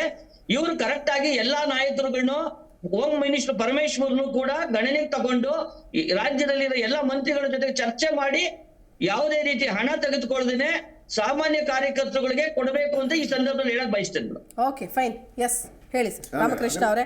ಈಗ ನಾವು ಕೇಳ್ತಾ ಇರೋದು ಇಷ್ಟೇ, ಈ ಅಸಮಾಧಾನ ಅನ್ನೋದು ನೀವು ಹೇಳೋ ಪ್ರಕಾರ ಎಲ್ಲಾ ಪಕ್ಷದಲ್ಲೂ ಇದ್ದೇ ಇರುತ್ತೆ. ಬಟ್ ಆದ್ರೆ ಒಂದು ಹೈಕಮಾಂಡ್ ನಾಯಕರು ಹೇಳಿದ್ಮೇಲೆ ಒಂದು ರಾಜ್ಯ ನಾಯಕರು ಸುಮ್ಮನೆ ಇರಬೇಕು. ರಾಜ್ಯ ನಾಯಕರ ಆಯ್ಕೆಯನ್ನ ಅಥವಾ ಶಿಫಾರಸನ್ನು ತಗೊಂಡು ಹೈಕಮಾಂಡ್ ಇವರು ರಾಜ್ಯ ನಾಯಕರು ಕಳಿಸದೇ ಇರೋ ಪಟ್ಟಿನ ಆಯ್ಕೆ ಮಾಡ್ಬಿಟ್ಟು ಹೈಕಮಾಂಡ್ ನಾಯಕರು ಕಳಿಸ್ತಾರೆ ಅಂತಂದಾಗ ಇಲ್ಲಿ ಮತ್ತಿನ್ನೊಂದು ಯಾವುದೋ ಹೈಕಮಾಂಡ್ ಆಬ್ವಿಯಸ್ಲಿ ರಾಜ್ಯ ನಾಯಕರ ಮೂಲಕ ಅಥವಾ ಪ್ರಕಾರ ಅವ್ರ ಪ್ರಕಾರ ನಡ್ಕೊಳ್ತಾ ಇದೆ. ಅಥವಾ ನಿಮಗೆ ಗೊತ್ತು, ರಾಜ್ಯದ ಡಿಸಿಷನ್ಸ್, ಇಂಟರ್ನಲ್ ಡಿಸಿಷನ್ಸ್ ತಗೊಳ್ಳುವಾಗ ರಾಜ್ಯ ನಾಯಕರ ಅಭಿಪ್ರಾಯನೇ ತುಂಬಾ ಇಂಪಾರ್ಟೆಂಟು ಅಂತ ಅಲ್ವಾ? ಈಗ CM DCM ಕೂಡ ಅಸಮಾಧಾನ ವ್ಯಕ್ತಪಡಿಸುವ ಲೆವೆಲ್ಗೆ ಹೋಗಿದೆ ಅಂತಂದ್ರೆ ಎಲ್ಲಿಗೆ ಬಂದಿದೆ ವಿಚಾರ? ಅಂತಿಮವಾಗಿ ಭಿನ್ನಾಭಿಪ್ರಾಯಗಳು ಇರ್ತಕ್ಕಂಥದ್ದು. ಡೆಮಾಕ್ರಸಿಲಿ ಅವೆರಡೂ ಇರಬೇಕು. ಅವಾಗಲೇ ನಿಮ್ಗೆ ಅತ್ಯುತ್ತಮವಾದಂತಹ ಪ್ರಾಡಕ್ಟ್, ಅತ್ಯುತ್ತಮವಾದಂತಹ ನಾಯಕ ಆಗಲಿ ಹೊರಹೊಮ್ಮೋದಕ್ಕೆ ಸಾಧ್ಯ. ಅರ್ಥ ಆಗ್ತಿಲ್ಲ ನೋಡಿ. ಮೊದಲನೇ ಪಟ್ಟಿ ಕೊಡ್ಬೇಕಾದ್ರೆ ಇಡೀ MLAಗಳನ್ನೆಲ್ಲ ಸುರ್ಜೇವಾಲಾ ಅವರು ಬೆಂಗಳೂರಿಗೆ ಬಂದು ಎಲ್ಲಾರದು ಅಭಿಪ್ರಾಯ ತಗೊಂಡೋದ್ರು. 2ನೇ ಪಟ್ಟಿ ತಗೊಂಡುವಾಗ್ಲೂ ಅವರು ರಾಜ್ಯ ಮಟ್ಟದ ನಾಯಕರು ತಗೊಂಡೋಗಿದ್ದಾರೆ. 3ನೇ ಪಟ್ಟಿ ಮಾಡಬೇಕಾದ್ರೆ ಈಗೇನೋ ಗಾಳಿ ಸುದ್ದಿ ಇದೆ, ಅವ್ರು ಇನ್ನೂ ಫೈನಲ್ ಸೈನ್ ಹಾಕಿಲ್ಲ ಅಂತ ಅವರೇ ಹೇಳ್ತಾ ಇದ್ದಾರೆ. ಒಂದ್ ನಿಮಿಷ ನಾನು ಹೇಳ್ತೀನಿ, ಅರ್ಥ ಆಗ್ತಿದ್ಯಾ? ಹಾಗಾಗಿ ನಾನು ಹೇಳ್ತಕ್ಕಂಥದ್ದು, ಪರಮೇಶ್ವರ್ ಅವರು ಹೇಳ್ತಾ ಇರ್ತಕ್ಕಂಥದ್ದು ಈ ಕೊನೆಗಳಿಗೆ ಏನಾದ್ರೂ ಬದಲಾವಣೆ ಆಗಿದ್ರೆ ಅದ್ರ ಬಗ್ಗೆ ನನ್ನ ಗಮನ ಇಲ್ಲ, ನನ್ನ ಕೇಳಿಲ್ಲ ಅಂತ ಹೇಳಿರ್ಬೋದು. ಆದ್ರೆ ಮೊದಲ 2 ಪಟ್ಟಿಗಳಲ್ಲಿ ನೀವು ಹೋಗಿ ಕಳಿಸಿದಂತ ವಿಚಾರದಲ್ಲಿ ಪ್ರತಿಯೊಬ್ಬ ನಾಯಕರನ್ನ, ಮಂತ್ರಿಗಳನ್ನ ಎಲ್ಲರನ್ನೂ ಕೇಳಿದ್ದೇವೆ. ಹಾಗಾಗಿ ನಾವು ಹೇಳ್ತಕ್ಕಂಥದ್ದು ವಿರೋಧ ಪಕ್ಷ ತಲೆ ಕೆಡಿಸ್ಕೊಬೇಡಿ. ದೇಶದಲ್ಲಿ ಬರ ಇರ್ತಕ್ಕಂಥ ನಿಜ. 26 ಜನ MP ಎಂಪಿಗಳಿದ್ದಾರೆ. ದಯವಿಟ್ಟು ನೀವು ಅಲ್ಲಿ ಕೇಂದ್ರ ಸರ್ಕಾರದಿಂದ ಹಣ ಬಿಡುಗಡೆ ಮಾಡ್ತಾರೆ ಯೋಚನೆ ಮಾಡಿ. ನಮ್ಮ ಆಂತರಿಕ ಪಾರ್ಟಿ ವಿಚಾರದಲ್ಲಿ ಯಾರು ಪಕ್ಷದಲ್ಲಿ ಏನೇ ಭಿನ್ನಾಭಿಪ್ರಾಯ ಬಂದ್ರು ಅದು ನಿಮ್ಮ ಆಂತರಿಕ ವಿಚಾರ ಅಂತ ನೀವು ಬಂದು ಹೇಳ್ಬಿಡ್ತೀರಾ, ಆಯ್ತಾ? ಜನರಿಗೆ ಏನು ಗೊತ್ತಿಲ್ಲ, ಓಟ್ ಹಾಕ್ದವ್ರಿಗೆ ಏನು ಗೊತ್ತಿಲ್ಲ. ಆ ಬೆಳಗ್ಗೆಯಿಂದ ಸಾಯಂಕಾಲ ತನಕ ಅವ್ರು ಮಾತಾಡ್ಲಿ, ಅವ್ರು ಕಂಪ್ಲೀಟ್ ಮಾಡ್ಲಿ. ಇಂಡಿಯಾ ಒಕ್ಕೂಟದಲ್ಲಿ ಇಂಡಿಯಾ ಒಕ್ಕೂಟದಲ್ಲಿ ಎಲ್ಲಾರ್ಗೂ ಅಧಿಕಾರ ಇದೆ ಬಿಡಿ ರಾಮಕೃಷ್ಣ ಅವ್ರೆ, ಎಲ್ಲಾರ್ಗೂ ಅಧಿಕಾರ ಇದೆ. ನಿಮ್ ಒಕ್ಕೂಟಕ್ಕೆ ಸೇರ್ಕೊಂಡಿದ ತಕ್ಷಣ ನೀವೇನ್ ಕೊಂಡ್ಕೊಂಡಿಲ್ಲ. ಇರ್ಲಿ ಬಿಡ್ರಿ, ಮಾತಾಡ್ಲಿ. ಹೇಳಿ ಭವ್ಯ ಅವ್ರು ಹೇಳಿ. ಗಾಳಿ ಸುದ್ದಿನೇ ಆಗಿದ್ರೆ ಯಾಕೆ ನೀವೆಲ್ಲ ನಾಯಕರು ಒಟ್ಟಿಗೆ ಸೇರಿ ಒಂದು ಪ್ರೆಸ್ ಮೀಟ್ ಕರೆದು ಯಾವ್ದು ಗಾಳಿ ಸುದ್ದಿ ಯಾವ್ದು ಗಾಳಿ ಸುದ್ದಿ ಇಲ್ಲ ಅಂತ ಯಾಕೆ ನೀವು ಬಹಿರಂಗ ಪಡಿಸೋದಿಲ್ಲ? ಕರೆಕ್ಟ್. ಓಕೆ, ಫೈನಲ್ ಅಷ್ಟೇ ನನ್ನ ಸರ್, ನಾವ್ ಹೇಳ್ದಂಗೆ ಕೇಳೋದು. ಒಂದ್ ನಿಮಿಷ ಸರ್, ನಿಮ್ ಟರ್ನ್ ಮುಗ್ದಿದೆ. ನಾನು ಫೈನಲ್ ಅಭಿಪ್ರಾಯಗಳು ತಗೊಳ್ತಾ ಇದ್ದೀನಿ. ಅಶ್ವಿನಿ ಅವರು ಅಂತಿಮವಾಗಿ ಏನು ಹೇಳ್ತೀರಿ? ಆಬ್ವಿಯಸ್ಲಿ ಎಸ್, ಓಕೆ ಅಶ್ವಿನಿ ಅವರು. ನೋಡಿ, ರಣದೀಪ್ ಸುರ್ಜೇವಾಲಾ ಅವರು ಫೈನಲ್ ಮಾಡೋದು ಪಟ್ಟಿ ಅಂತಂದ್ರೆ ಅದು ಪರೋಕ್ಷವಾಗಿ ನಮಗೆ ಗೊತ್ತಾಗ್ತಾ ಇದೆ ಎಲ್ಲಿ ಯಾರಿಗೆ ಏನು ಸೇರಬೇಕು, ಸುರ್ಜೇವಾಲಾ ಅವ್ರಿಗೆ ಏನು ಸೇರಬೇಕು, ಯಾರ ಕಡೆಯಿಂದ ಏನು ಸೇರಬೇಕು ಅಷ್ಟು ಸೇರಿದ ಮೇಲೆ ಪಟ್ಟಿ ಫೈನಲ್ ಆಗುತ್ತೆ ಅಂತ ಅಂದ್ಬಿಟ್ಟು ಪರೋಕ್ಷವಾಗಿ ಕಾಂಗ್ರೆಸ್ ನಾಯಕರು ಪ್ರಪಂಚಕ್ಕೆ, ನಾಡಿನ ಜನತೆಗೆ, ದೇಶಕ್ಕೆ ಹೇಳ್ದಂಗೆ ಸಾಬೀತಾಗಿದೆ. ಆಯ್ತಾ? ಮತ್ತೆ once again it's been getting proved that ಯಾವುದು ಸರಿ ಇಲ್ಲ. ನಿಮ್ಮ ಪಕ್ಷದಲ್ಲೂ ಹಿಂಗೆ ಆಗ್ತಿತ್ತ ಮೇಡಮ್? ಏನ್ ಹೇಳಿ? ಅಲ್ಲಿ ನಿಮ್ಮ ಪಕ್ಷದಲ್ಲೂ ಹಿಂಗೆ ಆಗ್ತಿತ್ತಾ ಕೊಟ್ಟು ತಗೊಳ್ಳೋದು? ನಮ್ಮ ಪಕ್ಷದಲ್ಲಿ ಇಲ್ಲ. ಅದೇ ಪ್ರಾಬ್ಲಮ್. ನಮ್ಮಲ್ಲಿಲ್ಲ, ಅವರಲ್ಲಿದೆ, ಅವರಲ್ಲಿದೆ, ನಮ್ಮಲ್ಲಿದೆ. ಹಾಸಿಗೆ ದಿಂಬು ಮಕ್ಕಳದ್ದು ಕೂಡ ಹಿಡ್ಕೊಂಡು ಸ್ಕ್ಯಾಮ್ ಮಾಡಿರೋಂತ ಪಕ್ಷ ಇದು. 4,85,000 ಕೋಟಿ ರೂಪಾಯಿಗಿಂತ ಹೆಚ್ಚು ಸ್ಕ್ಯಾಮ್ ಮಾಡಿರೋಂತ ಪಕ್ಷ. ಆಯ್ತಾ? ಸೊ ಅದಕ್ಕೆ ಛೀಮಾರಿ ಹಾಕಿ 135 ಜನ ಬಂದ್ರು ಕೂಡ ಒಂದು 10 ದಿನಾನೋ 15 ದಿನಾನೋ ತಗೊಂಡ್ರು ಸಿಎಂ ಮಾಡಿ. Okay, fine. Yes, thank you so much. ಎಲ್ರಿಗೂ ಕೂಡ ಧನ್ಯವಾದಗಳು ಚರ್ಚೆಯಲ್ಲಿ ಭಾಗಿಯಾಗಿದ್ದಕ್ಕಾಗಿ. ಎಸ್ ವೀಕ್ಷಕರೇ, ಒಂದ್ ಕಡೆ ನೋಡ್ತಾ ನಾವು ನಿಗಮ ಮಂಡಳಿಯ ಆಯ್ಕೆ ಕಗ್ಗಂಟಾಗೆ ಉಳಿದಿದೆ. ಇನ್ನೂ ಆ ಬಿಡಿಸಲಾಗದ ಗಂಟಾಗಿ ಇನ್ನೊಂದಷ್ಟು ಗಂಟೆಗಳು ಬಿದ್ಕೊಳ್ತಾ ಇದೆ. ಯಾಕಂತಂದ್ರೆ ಪರಮೇಶ್ವರ್ ಅವ್ರ ಹೇಳಿಕೆ, ಸಿದ್ದರಾಮಯ್ಯನವ್ರ ಹೇಳಿಕೆ ಎಲ್ಲಾರನ್ನೂ ಕೇಳಿ ಮಾಡೋಕ್ಕಾಗಲ್ಲ ಸರ್. ಅಟ್ಲೀಸ್ಟ್ ನಿಮ್ಮ ಪಕ್ಷದ ಹಿರಿಯರು ಅಥವಾ ಜಿಲ್ಲಾವಾರು ನಾಯಕರು ಅವ್ರನ್ನೆಲ್ಲ ನೀವೇ ಚರ್ಚೆ ಮಾಡ್ಕೊಂಡು ಒಂದು ಅಂತಿಮ ಹಂತಕ್ಕೆ ಬರಬೇಕು. ಅದು ನಿಮಗೂ ಗೊತ್ತು. ಹೈಕಮಾಂಡ್ ಕೊಟ್ಟ ಪಟ್ಟಿಯಲ್ಲಿ ನಿಮಗೂ ಅಸಮಾಧಾನ ಇದೆ. ನೀವು ಕೊಟ್ಟ ಹೆಸರು ಬಿಟ್ಟೋಗಿದೆ. ನಿಮಗೆ ಗೊತ್ತಿಲ್ಲದೆ ಒಂದಷ್ಟು ಬಂದ ಹೆಸರುಗಳು ಸೇರ್ಕೊಂಡಿದೆ. ಈ ಕಗ್ಗಂಟು ಯಾವಾಗ ಬಗೆಹರಿಯತ್ತೆ, ಯಾವಾಗ ರಿಲೀಸ್ ಮಾಡ್ತಾರೆ? 8 ತಿಂಗಳಾಗೋಯ್ತು. ಹಿಂಗು ಅನ್ಕೊಂಡು 8 ತಿಂಗಳು ತಳ್ಳಿದ್ದಾರೆ. ಈಗಿನ ಯಾವ ಕಾರಣಗಳು ಸಿಗತ್ತೆ? ಅಂತಿಮವಾಗಿ ಯಾವಾಗ ಪಟ್ಟಿ ರಿಲೀಸ್ ಆಗತ್ತೆ? ರಿಲೀಸ್ ಆದ್ಮೇಲೆ ಇನ್ನೇನೇನೆಲ್ಲ ಅಸಮಾಧಾನಗಳು ಬರುತ್ತೆ, ಅದನ್ನೂ ಕೂಡ ಕಾದು ನೋಡಬೇಕು. ಓಟ್ ಹಾಕಿದೀವಲ್ಲ, ಇದೆಲ್ಲವನ್ನೂ ಕೂಡ ನಾವು ನೋಡಲೇಬೇಕು ಅಂತ ಹೇಳ್ತಾ ಚರ್ಚೆ ಮುಗಿಸ್ತಾ ಇದ್ದೀನಿ. ನಮಸ್ಕಾರ. ನೋಡ್ತಾ ಇರಿ ಜೀ ಕನ್ನಡ ನ್ಯೂಸ್, ಸತ್ಯವೇ ಸುದ್ದಿಯ ಜೀವಾಳ.